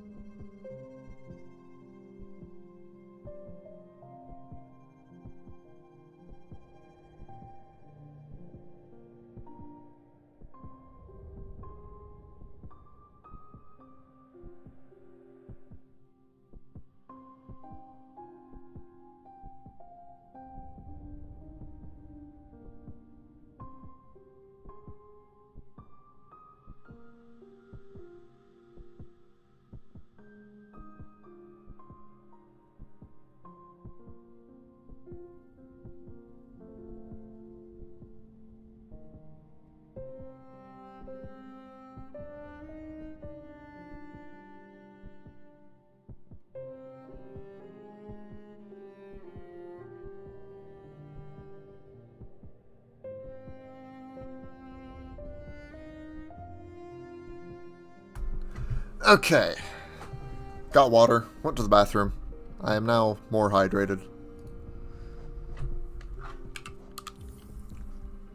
And we'll clear the save. Back into it we go. Steel Soul. Now, Green, you'll get to see my my pro speedrun strats from the beginning. See if I can get back to where I was quicker. Gotta skip some cutscenes. I wonder, can I pull this on? Is this, how do they do it? I know there's a... hold on. Wait for this to finish. Okay. I think I've seen that there's a way you can, I don't know how to do it, to open the menu, indeed, and fall faster through this that opening spot there. I don't know how to do it, though.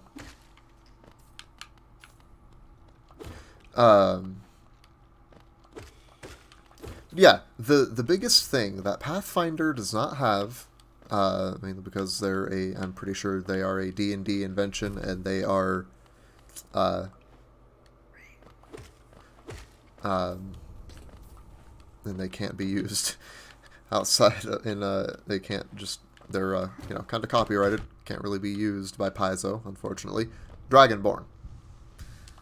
Dragonborn are a big part of my setting, as are dragons.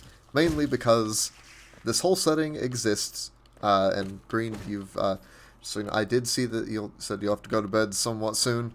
Yeah, don't ruin your sleep on my account. Take care of yourself first, man. And this goes for anyone who ends up watching this in the future. I don't care how much you want to, how much you love someone's streams, how much you like them and want to support them. And if they're halfway decent, they will say the same thing that I'm about to say right now. You need to take care of yourself first. You gotta... I'm saying don't let me ruin it more. I'm trying to preach self-care here. You're not helping by pointing out that work is the original cause of the screwed up sleep schedule for you.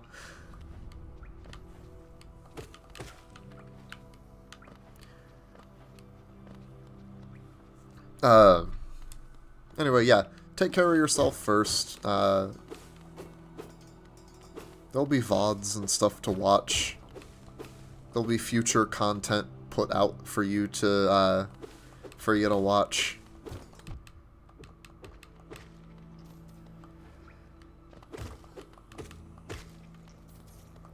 There's basically you'll be able to find time for something that my parents always say is, well, not necessarily always, but often say, is that you'll be able to make time for fun stuff. In between the stuff you need to do. And to some extent that includes, and the necessary stuff might mean you need to, you can't stay up quite as long as you might want to, because otherwise you're going to be dead tired for work tomorrow.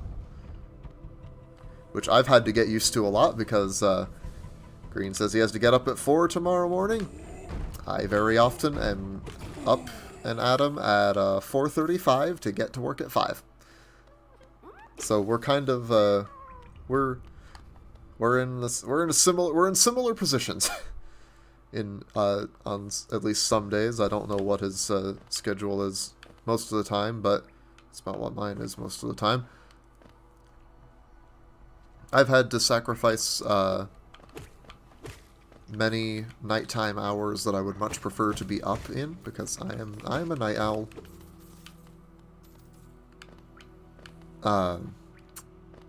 Yeah.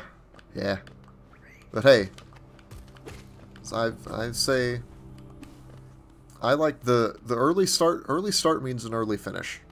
I'm in at 5. I'm off by 1 or 2, and then I got the rest of the day to myself. It's a lot nicer than, like, I like it a lot more than what I was working today, which was 7 to 4. And I like shifts like 7 to 4 better than anything past about 4 or 5. Anything that goes past about 4 to 5 p.m. Everyone has their different preferences. Anyway. Oh, yeah. Is it like, for you, is it like, if you got a later shift, is it like, do you spend the rest of the day, the earlier part of the day, dreading when you have to go to work? Because I feel like I would do that. I'd just be like, oh, come on, I gotta go to work later. Why?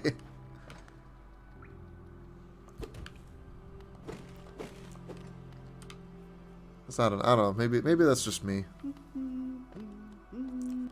Anyway, where was I? Pathfinder 2 homebrew, I think. I'm gonna have to figure out what to do about Dragonborn so I can use my setting in with Pathfinder 2. I know there are other homebrews. Some people suggest doing things like just using lizard folk, but a lot of lizard folk feats, like lizard folk, work as like physically as Dragonborn. For what I think, they even have tails, which I don't care what wizard says. Dragonborn should have tails.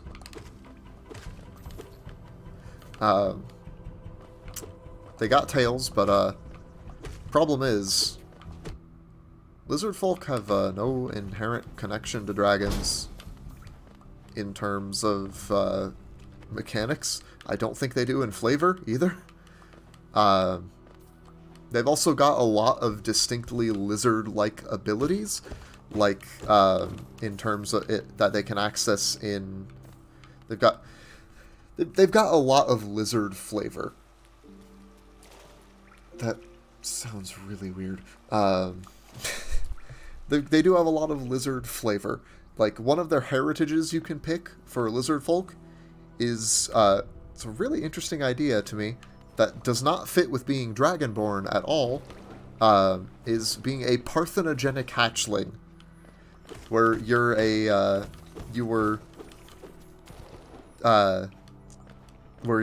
genetic clone of your mother. And it gives you some things like, I think it gives like resistance to, it improves your ability to resist diseases, I think. But just, it's like, yeah, you can just be a parthenogenic hatchling, which is interesting, because parthenogenesis is a thing some lizards do. Like, there's a feat you can get that lets you shed your tail to, like, try to escape a grab attempt or something like that, I think. Or basically, it's how some lizards will shed their tails to, how some lizards can shed their tails to try to escape predators. It's like, I think I hope it's pretty clear by now why I'm saying that the lizard folk in Pathfinder are very clearly lizard folk, and there's only so much you could do to try to reskin them as dragon people. And the only other dragon people there are kobolds, which are small for one, and are also generally kind of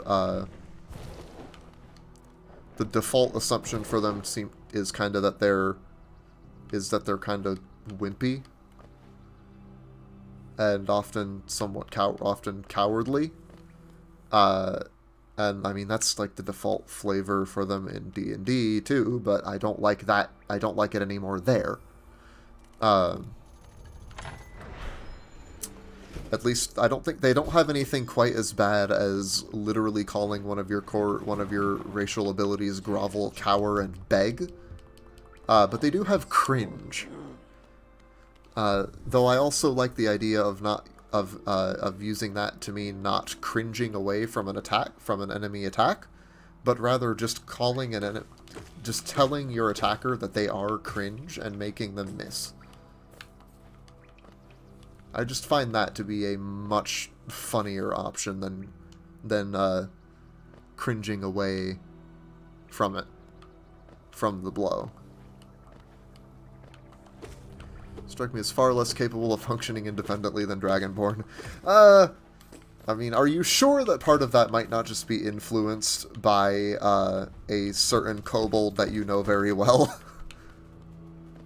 But I think I get what you're saying, but also, we have some very particular experiences that are with one specific kobold that might not be representative of all kobold kind.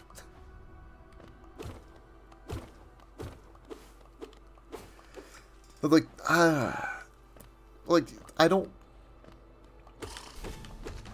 I couldn't really. I since Green knows I've done this. Some of my other Meat Space friends know I've done this as well. I've made other D&D characters, mostly mine, but occasionally other people's, and other various characters in Pathfinder 2, just to see how I could manage it.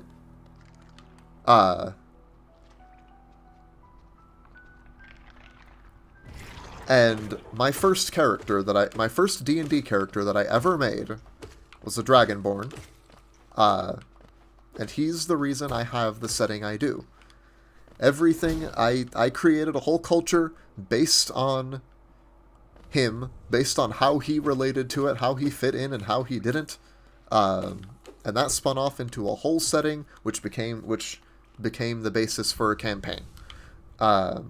He also has magic cancer. That's an important thing too, but not really a mechanical consideration when trying to build him in Pathfinder.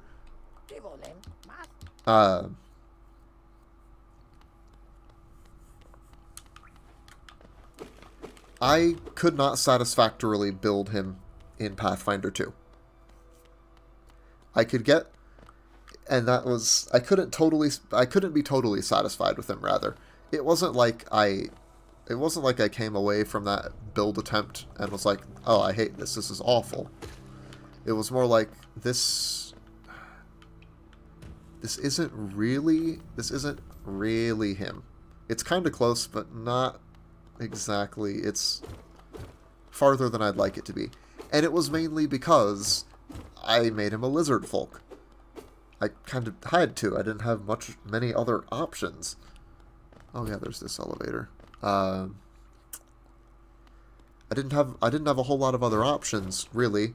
So I'm not making him a kobold. Part of his thing is that he's a 6'6" dragon man who's just naturally kind of intimidating because of that, in addition to not being the most social. Oh, yep. Night. Hopefully you get at least some restful sleep before work. Glad you could make it to part of this. I'm probably going to be at this for at least another, probably another hour at least. And I'll probably just keep talking about tabletop games for a while, honestly.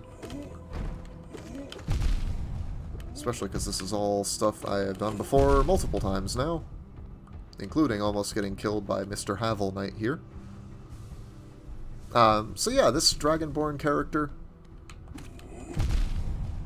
Being Dragonborn is also a big part of just his identity as well.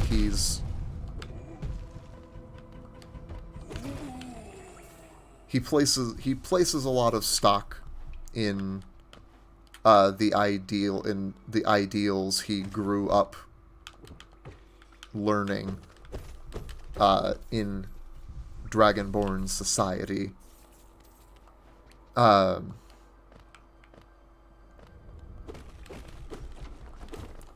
And being a, 3-foot-tall kobold, it would kind of lose something. If he had the same personality, but the stature of a kobold, it would... had to take a sip there. I feel like it would kind of make him more comedic in a way that he's not supposed to be, and oh, look at how funny it is. Isn't it funny that this little dude is is this antisocial, somewhat loner,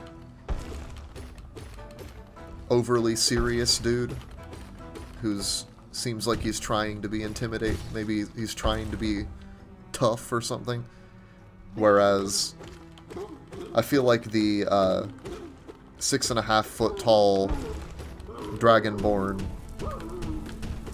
is probably gives off more of a vibe of this is someone who is all business and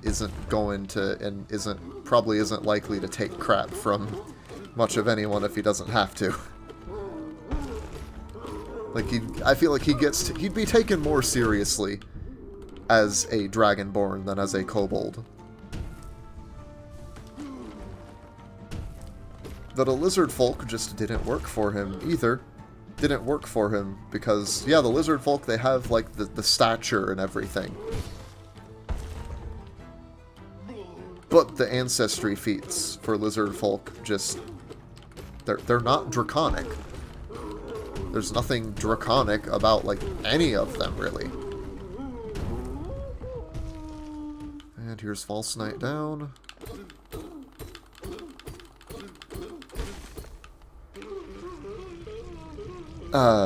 So that's, like, I'm gonna need to homebrew a Dragonborn ancestry at some point. And, like, when I homebrew a race in D&D 5, it's easy. It's real easy. I figure out, like, okay, here's the ability score improvements.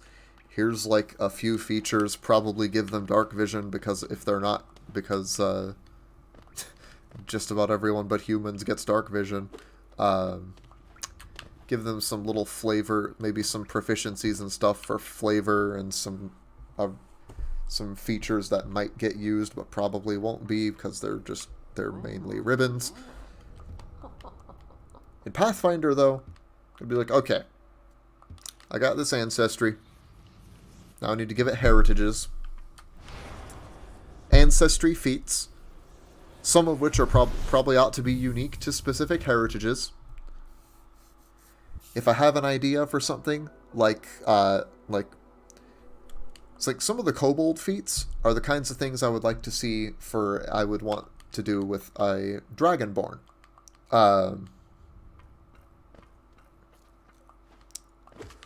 Like having just fire breath, like breath weapon stuff. Like if you might start with something weaker, because a more powerful breath weapon might be a bit much at low levels. So you have some like light feat chains too, like 2 to 3 ancestry feat chains for people that want to focus on a particular thing. And then I also need to take into consideration, could there be any unintended interactions with versatile heritages? Like, should I find some way to restrict? Do I need to find some way to restrict my homebrew ancestry from being a beastkin, for example? Or should I prevent them from being... or do I need to prevent... do I need to prevent them from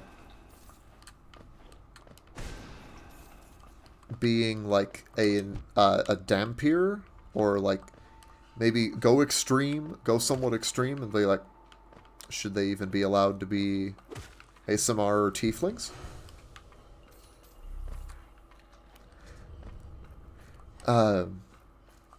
There's just more to think about too. And if you want to if I want to keep getting deeper, you can go a lot. There is much more precedent in Pathfinder 2 for going a lot deeper with a custom ancestry than there is for making a 5th edition custom race.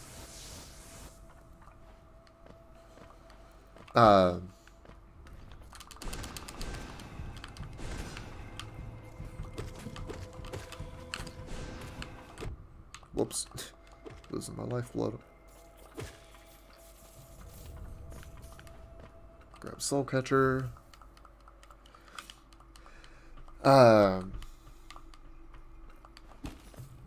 Yeah, there's just more you need to take into consideration, more you're expected to take into consideration with the Pathfinder ancestry.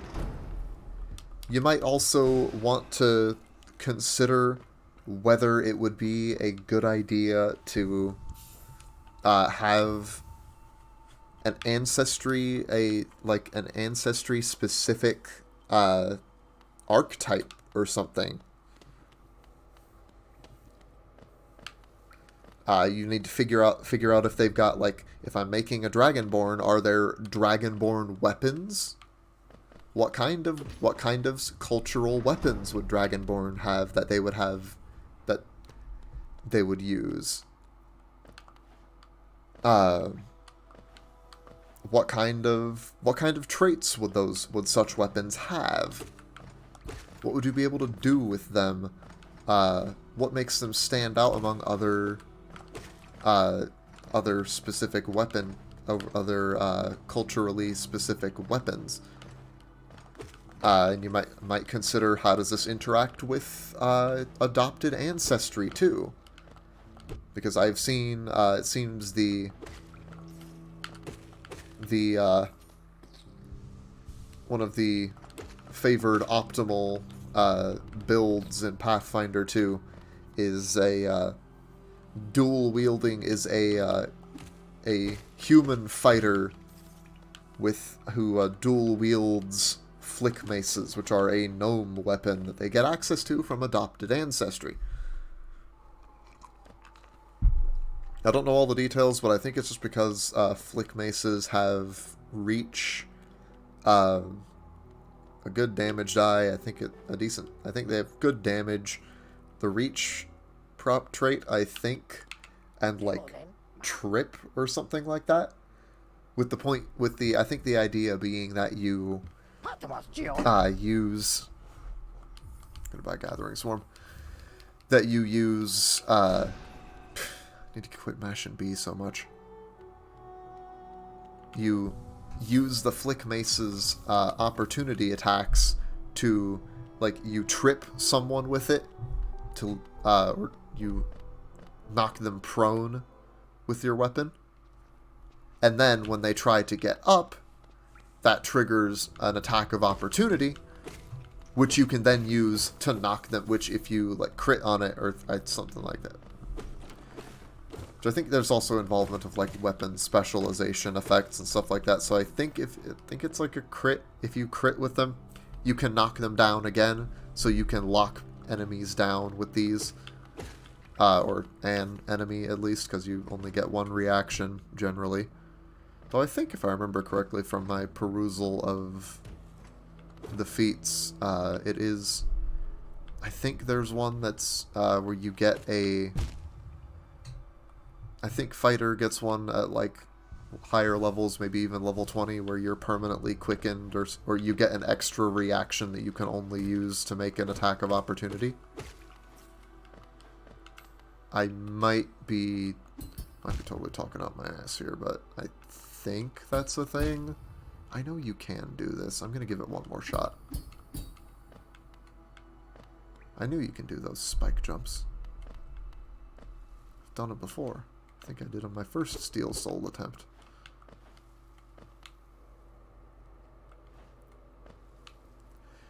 Another thing I like about Hollow Knight is letting you look down so you don't have to take leaps of faith in most cases. You can actually see what's below you. Oh yeah, was this where the Brooding Moloch... Am I heading towards Brooding Moloch? I haven't fought Brooding Moloch on Steel Soul yet.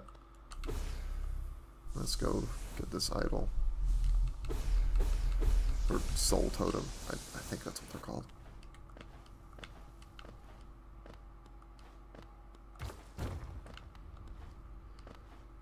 Get this Geo while we're here.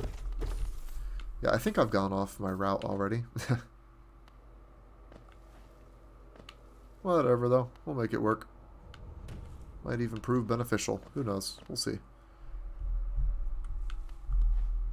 Okay, there's all the Moloch corpses here. Here it is, Brooding Moloch. Haven't fought you in Steel Soul yet. We'll see how screwed I am. Oh, gosh.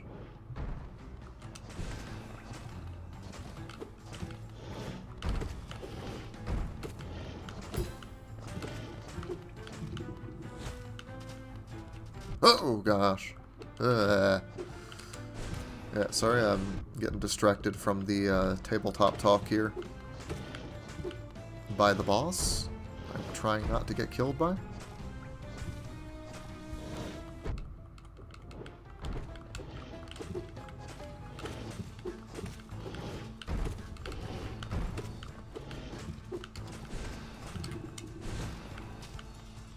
Whew.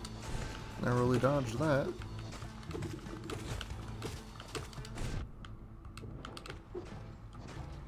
Gotta heal up before I... okay. Figure my vengeful spirits ought to be helping a little bit. Okay.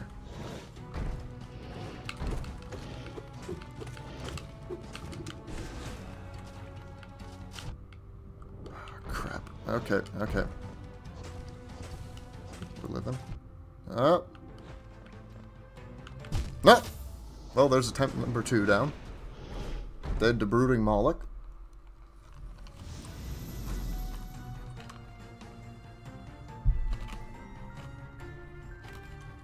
I don't know if you can actually hear me crunching my ice. I'll have to listen back to this at some point.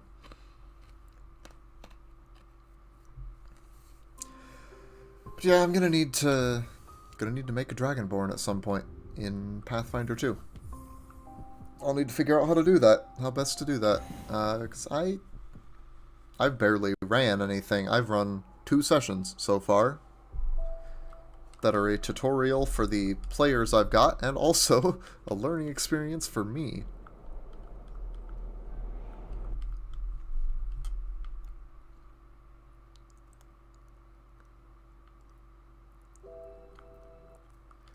So yeah, I've not homebrewed anything at all, as opposed to my first D&D campaign where I've done massive amounts of homebrew.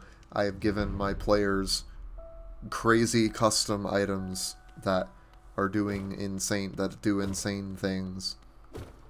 And it still took me a while to get them to actually use it. Pro tip for any tabletop GMs that might watch this in the future. If your players aren't using their resources, hit them harder. Just challenge them more. Beat the absolute hell out of them until they are forced to use their resources, and they will use them. I'm fully aware of how bad some of what I just said sounds out of context. No, I do not care.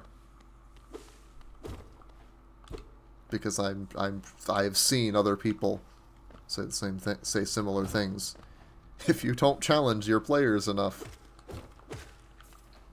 to force them to use their resources, a lot of the time they won't.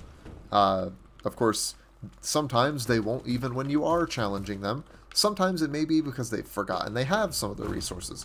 Other times, it's because they're just... Sometimes you just have to admit that they're not going to make it through one of your challenges. It's just how it is sometimes.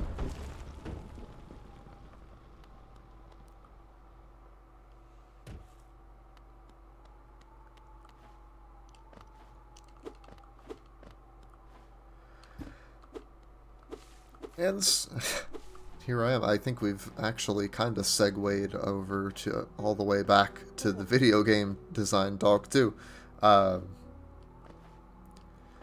you know, back when we were talking about buy-in, tabletop buy-in, and how I think that's often easier to get than to ensure than video game buy-in.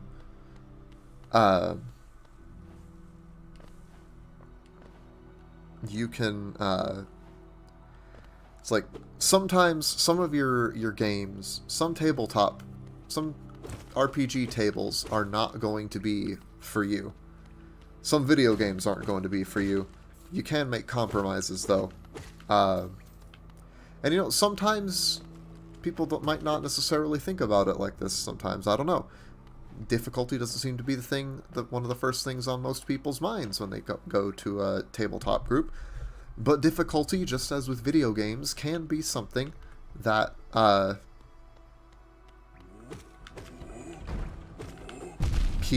can keep some players away. And sometimes you might just have to accept that as the GM, that you might not get certain players because your game is difficult in some way that some prospective players will not want it to be. Whether that be rigorous tracking of food and water for a more survival-oriented experience, or just simply having combat that requires teamwork and tactical decision-making. And, like, a lot of it. To not just do well, but to keep up. That's something that I've seen touted about as a strength of Pathfinder 2 as a system. And that's something I really like, actually, because I love tactical games. You may notice I have, like, freaking 30 videos of me playing XCOM 2. The quality on those is not great, but I did it. That was some of the first actual content I made on YouTube, and I'm glad I'm gonna keep those up because I did it. I didn't just keep thinking that I kind of wanted to do it and wishing that I could just magically be as great as some of the more experienced people. I actually put myself out there and did it, and reached a tiny, tiny audience. But I did it. And yeah, we're getting away from video games, but who cares? We're going on more tangents. Tangents are fun. Like, that's something that I'm glad I'm starting to... I finally eventually decided to try streaming, too. Because that's... It's another way I'm not going to bother with you, Grub, I'm sorry. It's another thing that I'm putting myself out there and giving it a shot. And honestly, I feel like even just with this, I'm kind of doing better than I was in a lot of my Neo The World Ends With You stuff. I think it's because I got on, and I can even tell you right now that I am learning as we continue to speak that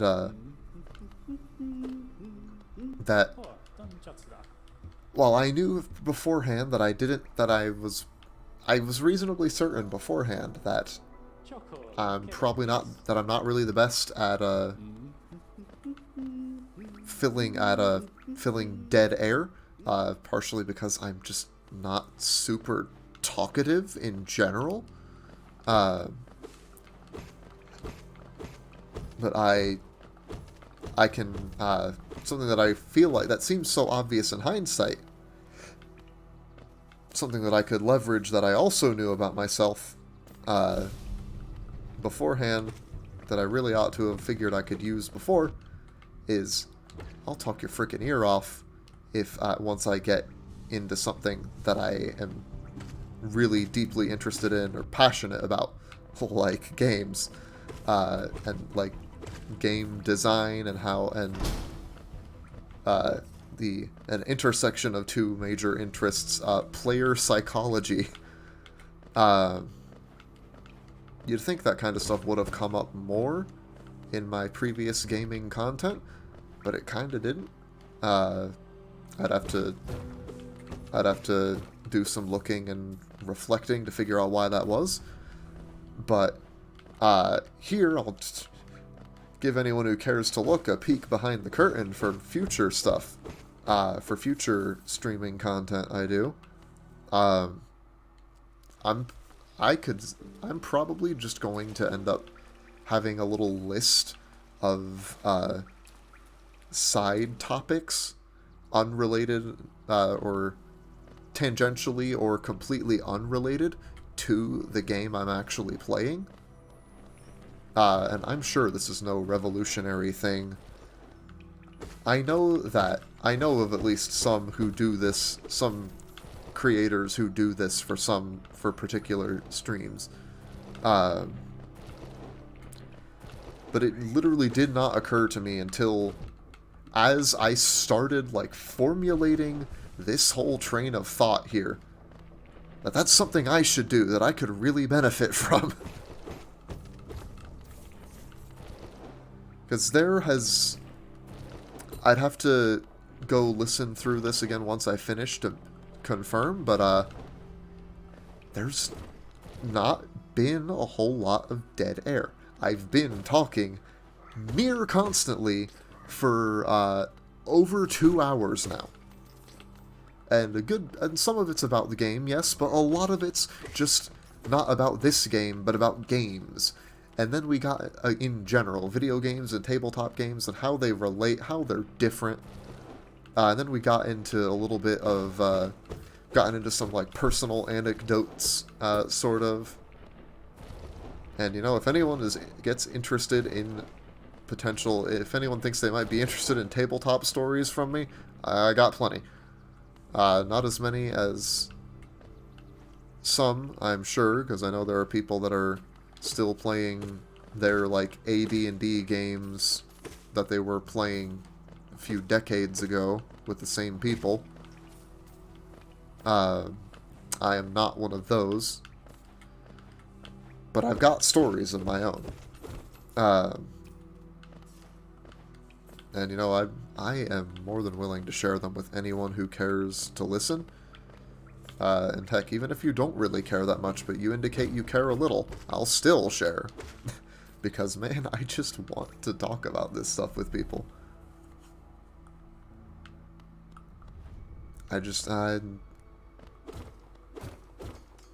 I'm gonna be, now that I am cognizant of this kind of thing, I'm going to be thinking more about what kind of topics of conversation can I have. I've got a little, wet erase pad stuck to my desk. And I am definitely going to, just write down random ideas for things I can talk about on stream. And, you know, maybe that'll kill the magic for some people. If that might expect every streamer to be totally spontaneous and be able to just come up with conversation on the fly to keep, and just have an innate ability to keep things flowing and keep things interesting. This is me recognizing that I don't currently have that ability. I don't think I've ever had that ability. I can't honestly say that I know if I ever will have that ability in the future. I may. I'll have to work on it, I'm sure. But for now, I might as well play to the strengths I do have for the moment.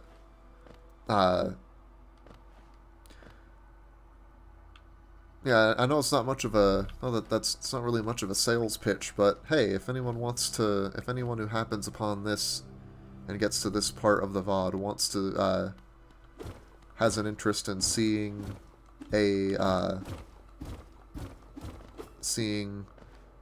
a nobody hone their skills, develop his own, style of content. Hey, I'm here. I got 10 subs. You're not gonna find a whole lot of... Well, I was gonna say you're not gonna find a whole lot of creators smaller than me. But you'll probably find plenty that are my size or comparable. There's gonna be a lot of us. None of them would be quite like me, though. I thought you'd get the same kind of unhinged ramblings about game design, philosophy, and all that stuff from a lot of other people. And just wait until I find reasons to get into more player psychology type stuff.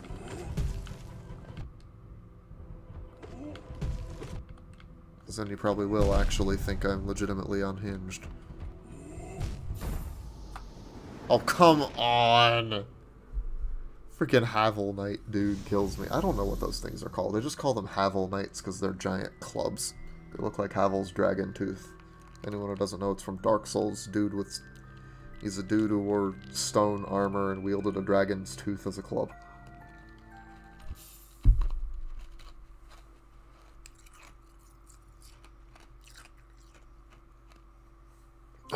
Okay. Well. That's attempt number 3. Down. Okay. On to attempt 4.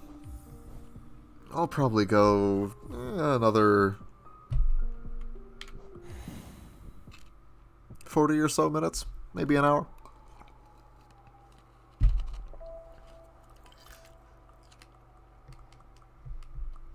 As if I were just playing by myself, I could probably go for another 2, maybe even 3 hours.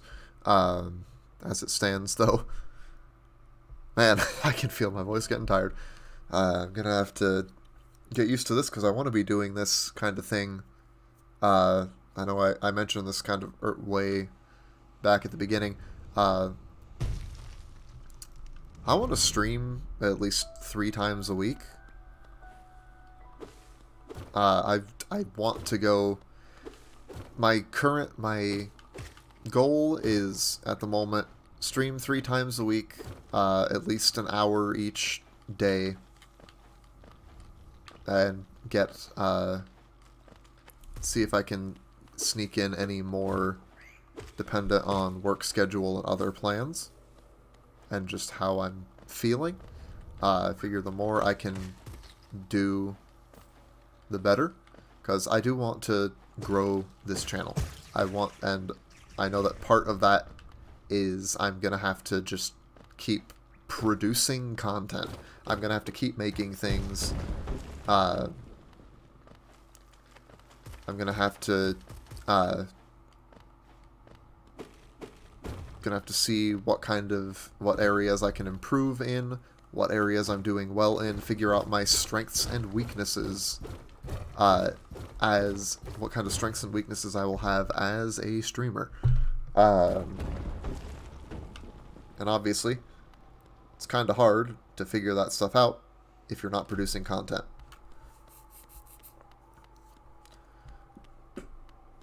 I'm also, of course, I know that I can't just keep posting things constantly and just expect to expect to be rewarded with tens of thousands of subscribers and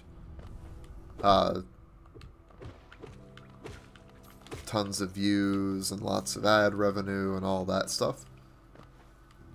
I'm also taking into account all the other things I'll need to do as well. And I know full well that I need to up my thumbnail game by actually, like, doing thumbnails. And,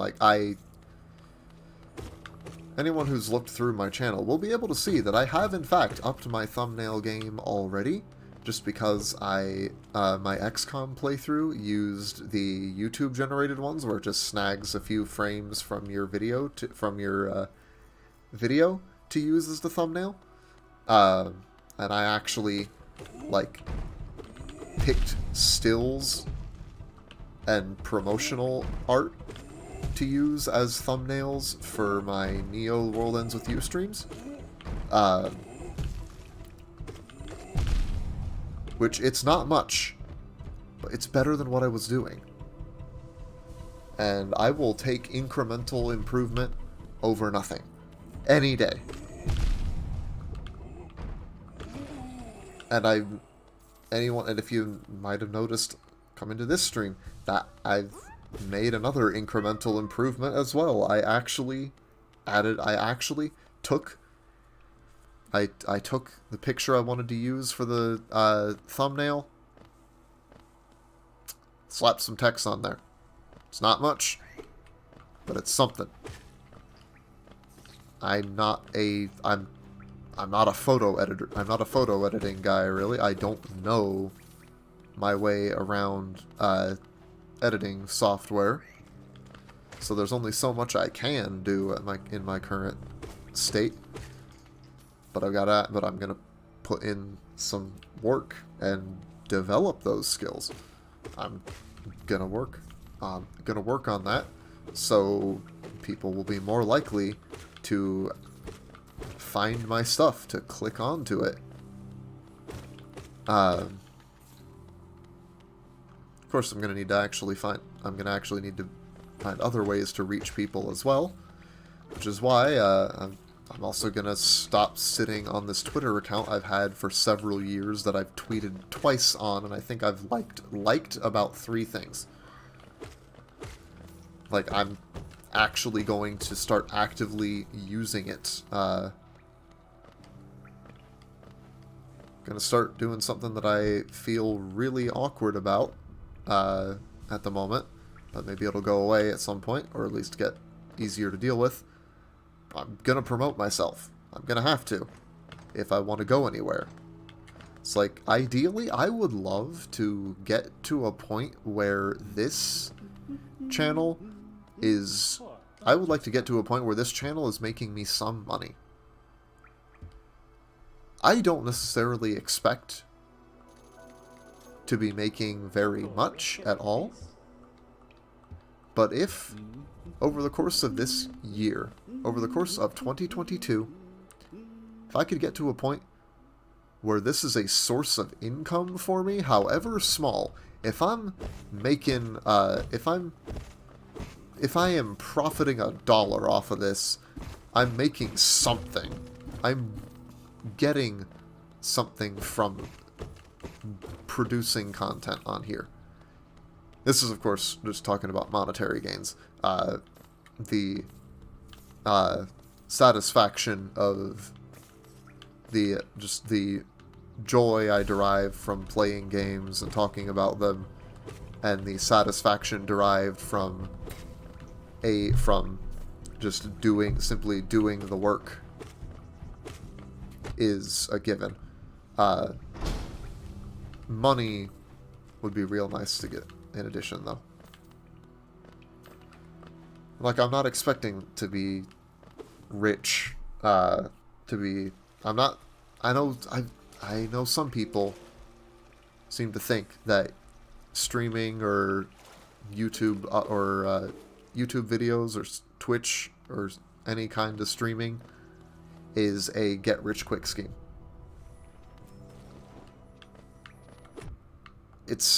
I don't expect it to work like that at all. It's like, I've seen it said, and I think it's, and I'm thinking it makes some sense to me. Maybe I'll see if it's right for myself at some point. That if you're not happy streaming for nobody, you're not going to be happy streaming for thousands either. Basically, like, I take that to mean that you really, being in it for the fame or for the material gain, the social or material gains, or potential gains at least, isn't really sustainable. Like, you have to enjoy what you're doing, or else, you'll burn out.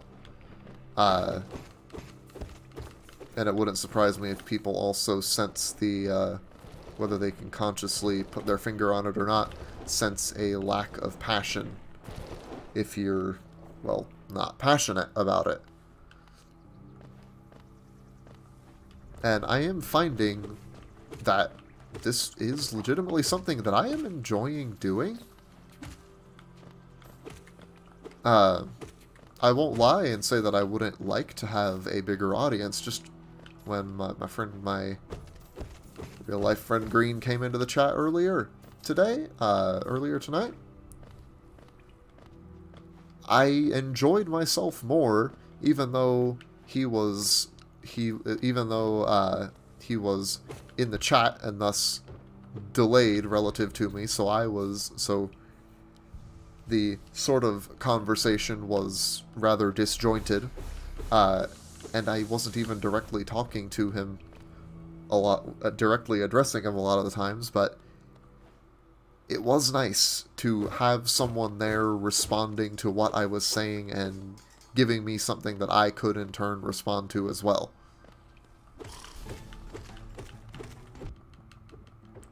So, like, it would be nice to have a bigger audience, because I'd like to be able to I'd like the idea of having more people to bounce off of. As a side note, this is the thing I was talking about earlier. I want to call it a king's idol, but that's one of the relics you can sell for money. It's something to do with. It's got the 4 spikes and that sort of the what I think of as the crown of the Pale King.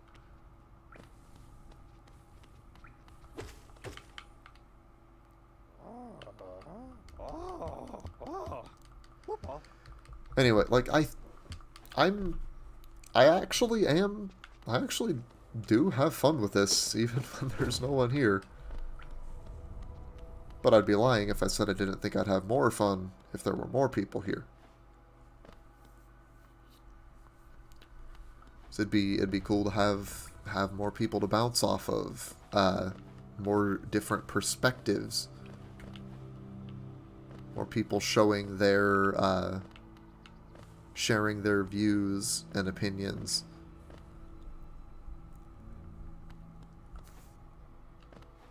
And like, I've never really been a very social person,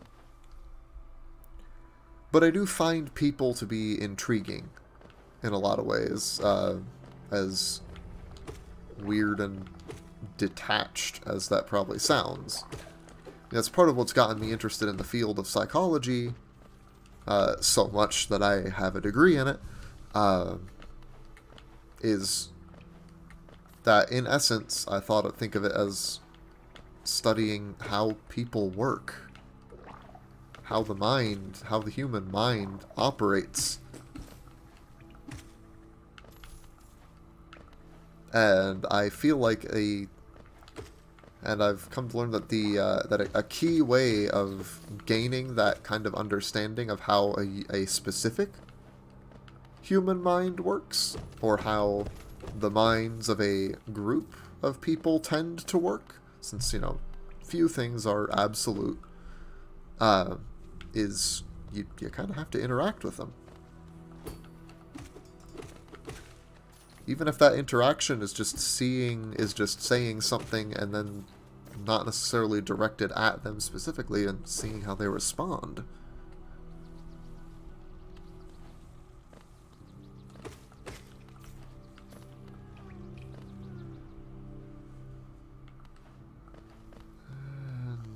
Can I just skip the Havel Knight? Oh yeah, I can. Okay. I need to fight you. Screw you.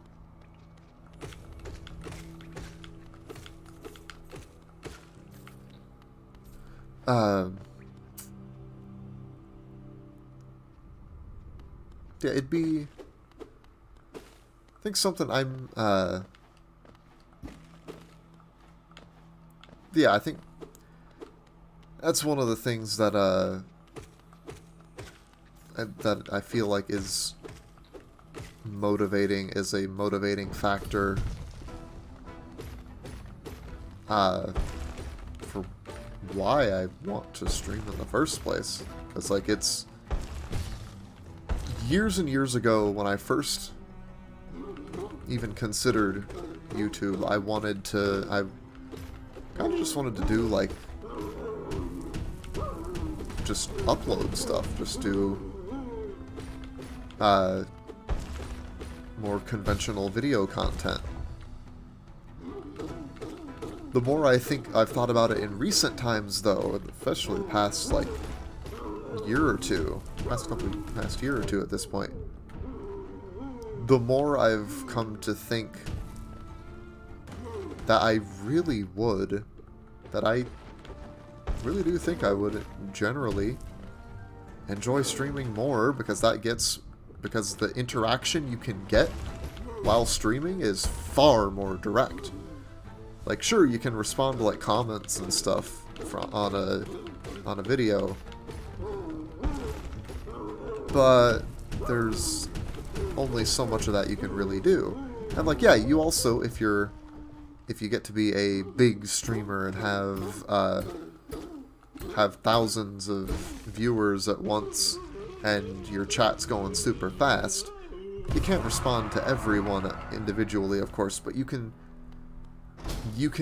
detect general themes and see what kind of things people are saying. You might not know exactly what every individual is saying, but you can get a feel for the general sentiment and respond to that.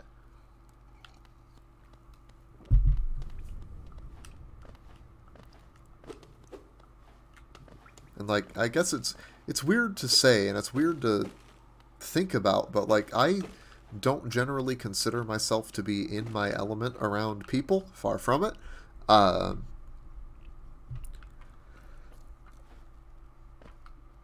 I think I feel like the kind of veil of anonymity that viewers have between a viewer and streamer is appealing to me. It's in itself. Because, like, I am very at ease around particular people, around, like, close friends.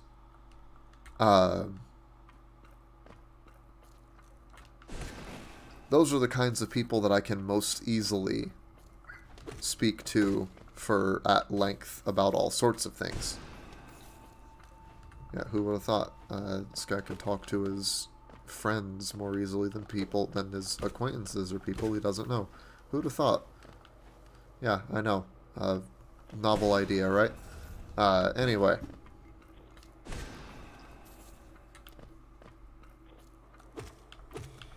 I think that that veil of anonymity, to me, I could see being in a world where I make it big, or bigger at least.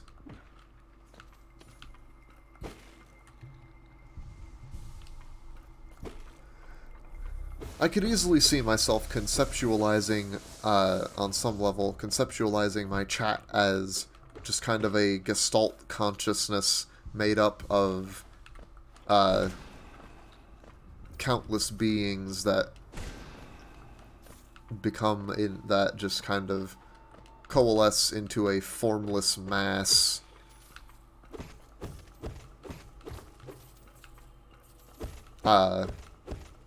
Rather than being a very large group of people all watching me doing one thing, which would be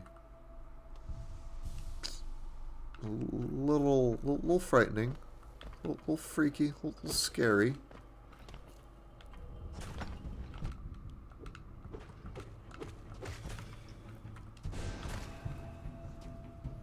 Come on, get me another boulder. Thank you. Gosh, losing my lifeblood. Ugh.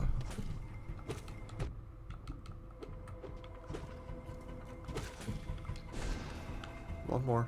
Need one more vengeful spirit to kill you.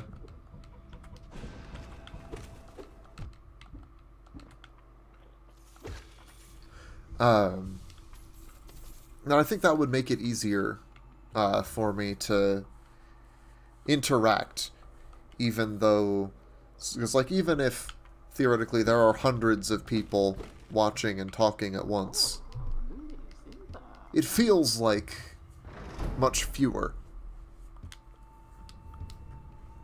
And I could more easily imagine that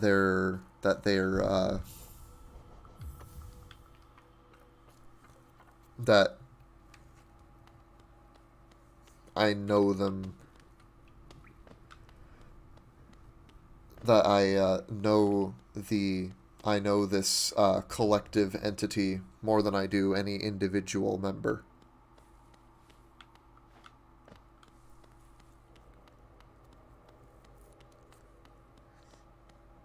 Um,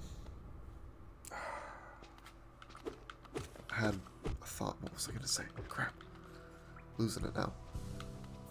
Maybe this might end up being the last attempt, however long it goes.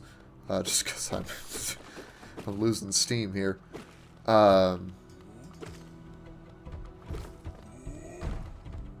bust open that wall for me, would you? No? Okay, there we go. Thank you. I almost got myself killed there. That was really stupid of me. Holy crap.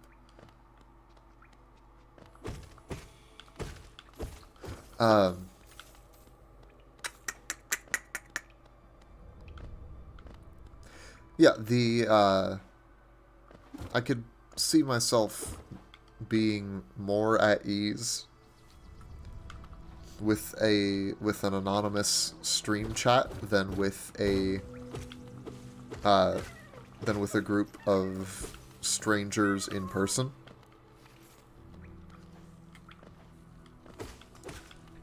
And if all else fails, hey, if I make it big at some point, it's undoubtedly only going to come after a lengthy period of time where I've been doing this, where I've been streaming to few, if any, people, and largely talking to myself and hypothetical VOD viewers.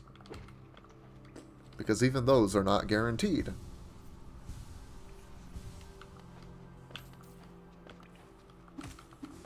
Though I do hope to someday get some dedicated VOD boys of my own, but who knows? That's for the future. For now, this is what I've got.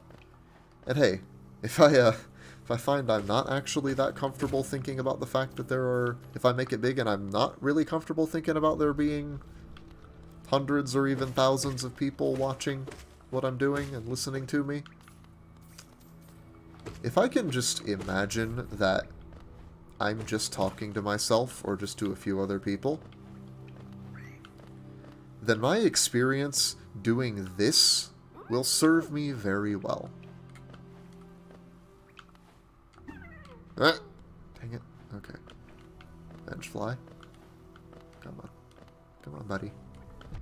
Ah, you're not supposed to hurt me. Up you go. Thank you.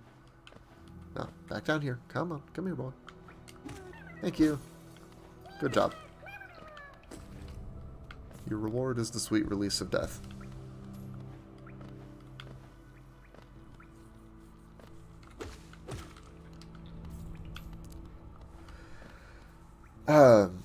Yeah, I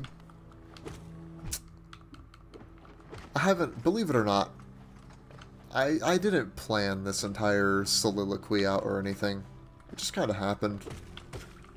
This is the kind of thing that happens when I am given the chance to just talk.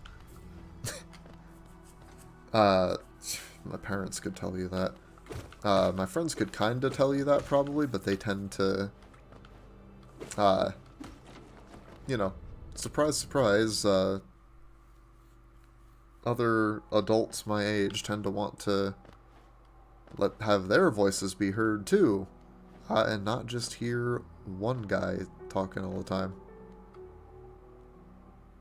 Whereas my parents, they tend to just be okay to let me ramble for a while. They're good like that. They're good in a lot of ways. Glad I have them.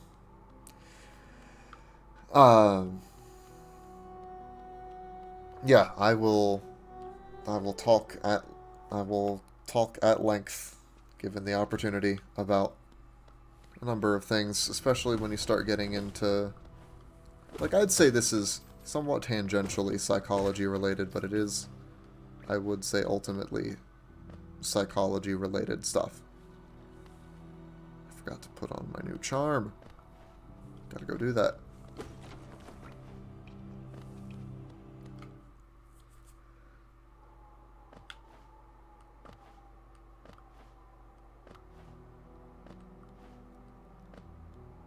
Back to Dirtmouth. Okay. There we go. Gathering Swarm. Thank you. Yeah, no, this is... I'm bringing up hypotheticals about making it big, but I hope... And I only hope that you do believe me when I say I don't expect that to happen quickly. I don't know if it ever would. I hope that it might at some point, because I think that would be really cool. And I'd be able to fulfill a lifelong dream of making a living playing video games. And it's honestly, and there's a lot of work going into it, but I'm not sure the streaming part of it would ever be something I conceptualized as work. Because, because I just really love games. I really enjoy playing them. I like talking about them. I like talking to other people about them. And, you know, as the saying goes, if you love what you're doing, you'll never work a day in your life, or something like that. I don't think I did it exactly. I don't think I got the idiom exactly right, but I know I got the gist of it, though.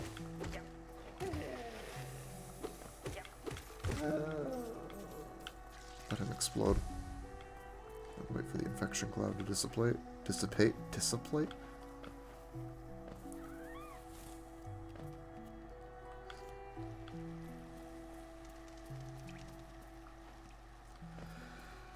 Yeah,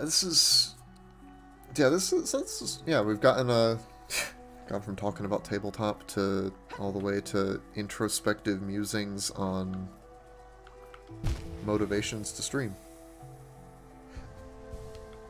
I'm sure I'll come back to this topic in a future stream at some point.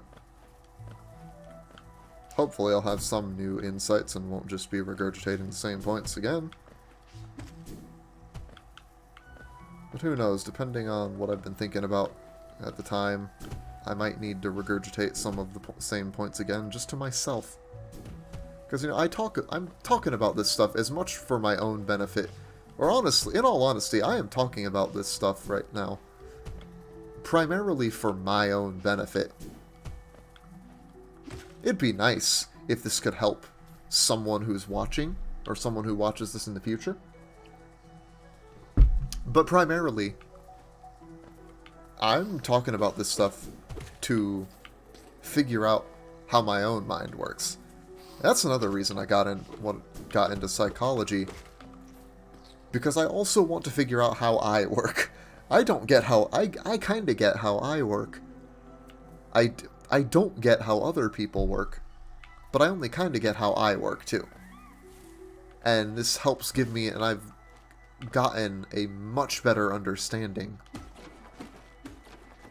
in general, even just having a bachelor's. Because, yeah, a bachelor's, I'm not a professional in the field, of course, but I have, I dare say, a greater breadth of knowledge in psychology, in the field of psychology, than the average person. I know, hot takes only here on some random person channel.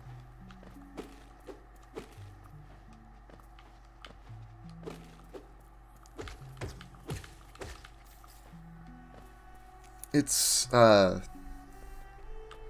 I do spend a fair amount of time just kind of thinking about things. Thinking about myself and other people. That's something I'm gonna have to... So we're talking about... I've mentioned a few times, I've alluded to player psychology stuff in regards to gaming.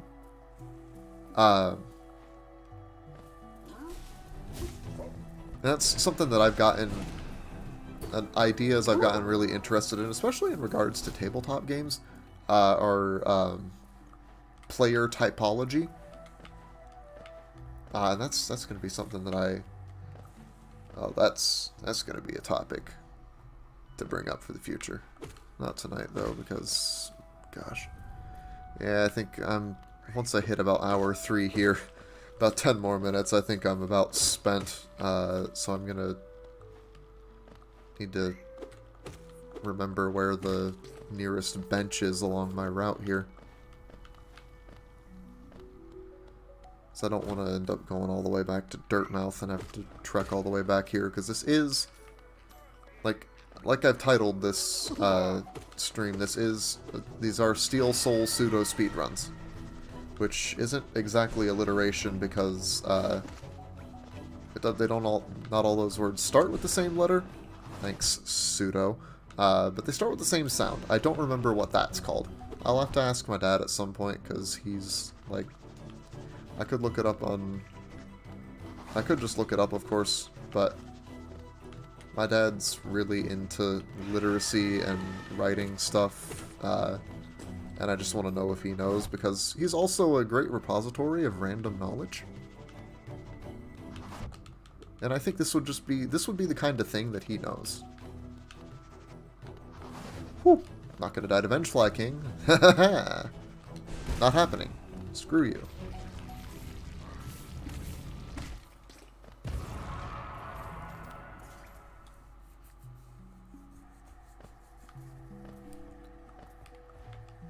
You know, honestly, if I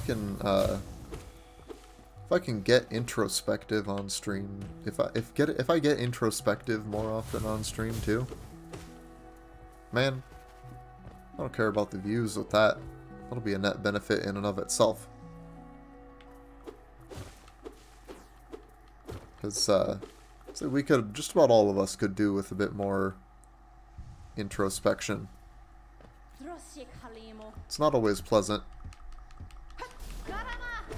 It can definitely hurt sometimes too, but it's generally good to get to know yourself, I think.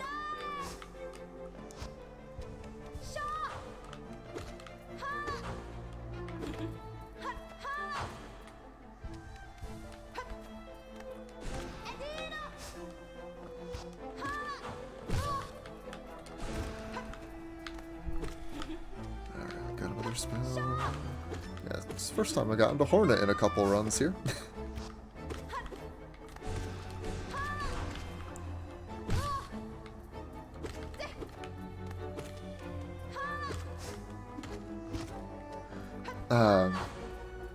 Yeah, if this can be a vehicle for introspection for me, I will consider this a win just for my own reasons. Get me talking more, thinking about more things. So, some might say that I spend that I think you might even think a bit too much at times, and sometimes at least that is probably true.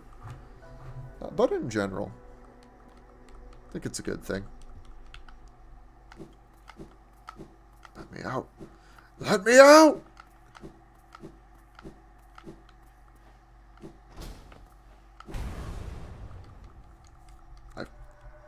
That was totally intentional. I didn't just forget that this scene had to play out.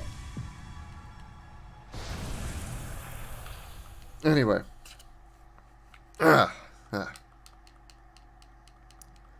Who knows? Maybe this will even prompt a bit of introspection from someone who sees it later. That'd be cool. Might help someone learn a bit about themselves. And if I could help someone in a way, in just about any way, especially in something like that, I could help someone learn a bit and understand themselves a bit better, I think it'd all be worth it. Even if I stayed at 10 subscribers for years. Even if I never had more than 3 concurrent viewers, maybe one of whom I don't actually know in real life if I'm lucky. Now, if I could help someone out through this, I think that'd make it all worth it. I think that's a sufficiently sappy note to end this on, especially because I just got to a bench. Oh, gosh, I am more tired than I thought I would be, honestly. Probably because I've been talking so much. And sweating over the game. We made it to, this is attempt number 4, I believe. I'll check again. I'll check back just to make sure because I want to label these correctly. I think I'm going to change the title to, include attempts 1 through 4, I think. And then the next one that I do, the next stream I'll do like this, will be similar. I don't know exactly if I want to stream more Steel Soul Hollow Knight on Thursday. I probably will. I might do another game though. There's a few things I want to do though. So yeah, I guess this is as good a time as any for some housekeeping stuff too. Because God only knows when I'll get around to putting up that actual video I want to do. So for now, we'll put it here. We'll put stuff here. Put some housekeeping things towards the end of streams. I am going to get back into the Binding of Isaac because I did that a little bit. Did a fresh file. I'm going to get back to that. I'm going to do some just runs from my main file on my own time, though, to make sure I remember how to play. I streamed Devil May Cry 5, so I also decided that I want to play through the other Devil May Cry games. And I mean all of them. 1, 2, 3, 4, and DMC Devil May Cry. I know people talk about how terrible it is. I have little reason to disbelieve them, but I want to experience it for myself and see what might be salvageable in it, if anything. So I'm thinking I'm gonna start with 4 because I figure, hey, I might as well keep working my way backwards. Plus, I also really like playing as Nero, and Nero came from DMC4, so it's a logical choice. I have the whole collection on Steam, so that's how I'll be playing them. By the way, if anyone wanted to know, I am playing Hollow Knight on my PC through Steam using an Xbox One controller. So anyway, potential future streams: Hollow Knight, more Steel Soul. I'm not sure if I want to do this. I might wait until after I've actually completed a Steel Soul run. But I would like to try. I think I mentioned it way earlier. I'd like to do Hollow Knight item randomizer. I'd also like to try speedrunning, like just kind of casually, not going for world records necessarily. I don't think if I somehow stumbled into a world record, I would take it. But I'm not going to be actively going for high placements, I don't think. I kind of want to learn some speedrun strats and see what I can get my PB to. Devil May Cry collection starting with 4 and working my way back. I want to do that. I'm not sure where I'm going to stick DMC Devil May Cry, but I'll figure it out. Binding of Isaac Repentance. That'll be one, like... I should probably talk a bit about how I would structure these two. Because, like, the Hollow Knight stuff, I can just keep doing like this. Have a few hours where I do multiple successive attempts, or if I'm doing well, one attempt that lasts for a while. Uh, I figure for DMC, I'll probably look up the number of missions beforehand so I can get a basic idea of how much time, how many streams I'd need to complete them. Is go as to play through a few missions in one in each stream. Like I know with DMC 5, I did I think 5 per. So it would give me an idea of how long I would need to complete the whole main storyline of each game. I'll do for Binding of Isaac. I don't really have a goal for that. I'm just gonna that's gonna be something that I kind of want to have that as kind of keep that in my back pocket as something that I can just do. If I like, hey, I want to stream. I don't really want to do any of this specific stuff. I don't really know if I want to work through, if I want to do speedrun grinding or work on, or do story stuff in another game. I can just kind of mess around in Isaac for a while and see what kind of progression I can get done there, because I've played the game a lot. I like to think I know it pretty well. I'm no Northern Lion. God, I wish. Just in I'm no NL. But I know the game decently well, I think. And it's something that I feel I can generally relax for the most part while I'm playing. So that can be something that I can just play for a while without having to really worry too much about things. There'll be some focus moments for some like bosses and stuff, but I don't see myself having to focus as much as I would necessarily with what I'd have to do in like DMC or in later game when I get into Hollow Knight stuff. Got some other things that I wanted to do that I intend to do as well. Let's see if I can find them. See if I can remember them. It's coming out soon, so I think I am strongly considering doing a whole playthrough of the main story of Monster Hunter Rise when it comes to PC. Yes. Speaking of Monster Hunter, I'm gonna go back to Monster Hunter World sometime because I have an idea for a stream, possibly multiple, that will be interesting in that game. I also plan to play through Inscription. So I know that's interesting little card game that I've been having a lot of fun with because I have, full disclosure, I've played it a bit. I played the demo, played through part of the full game as well. So I'm not going to be going in totally blind, but I will be going in actually largely blind as far as I know.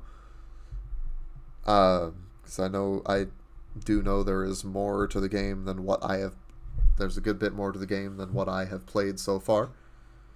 So that will be fun, I think. And I also got a friend has.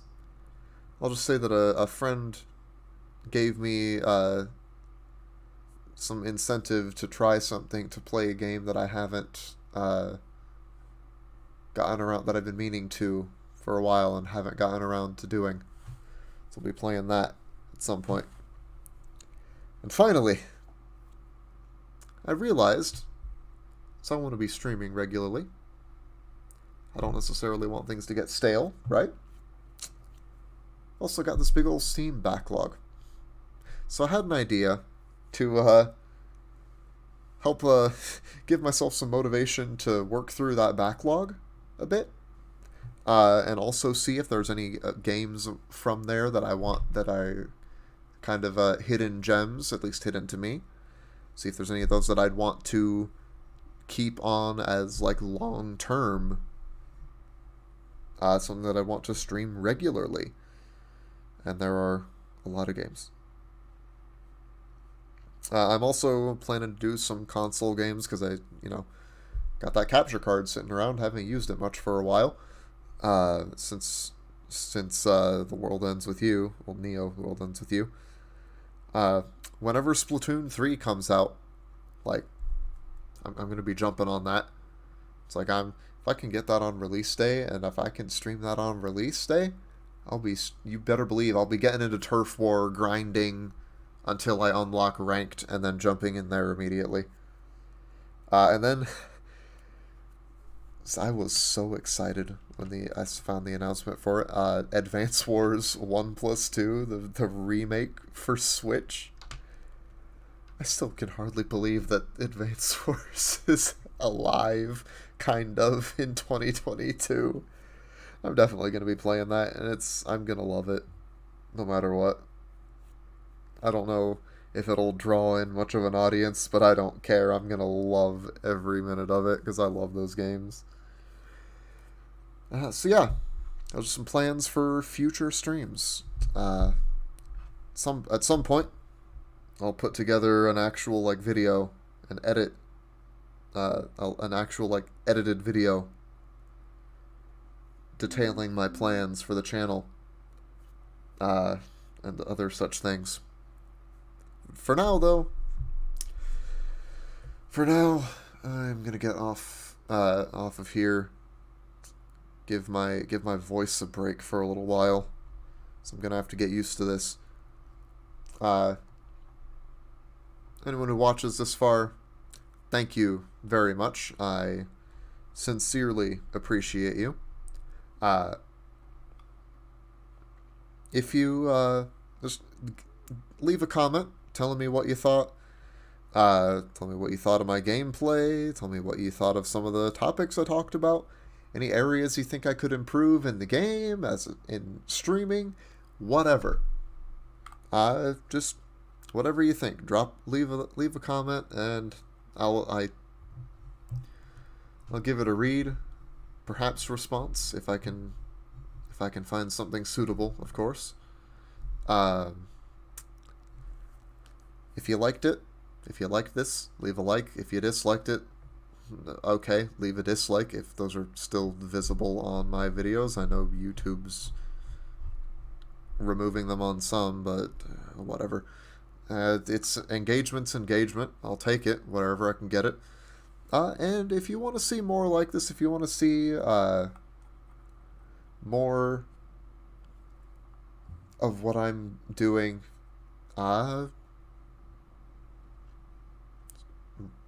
consider subscribing. I know that I don't exactly have a proven track record yet, but we all start somewhere. So if you're willing to give me a chance,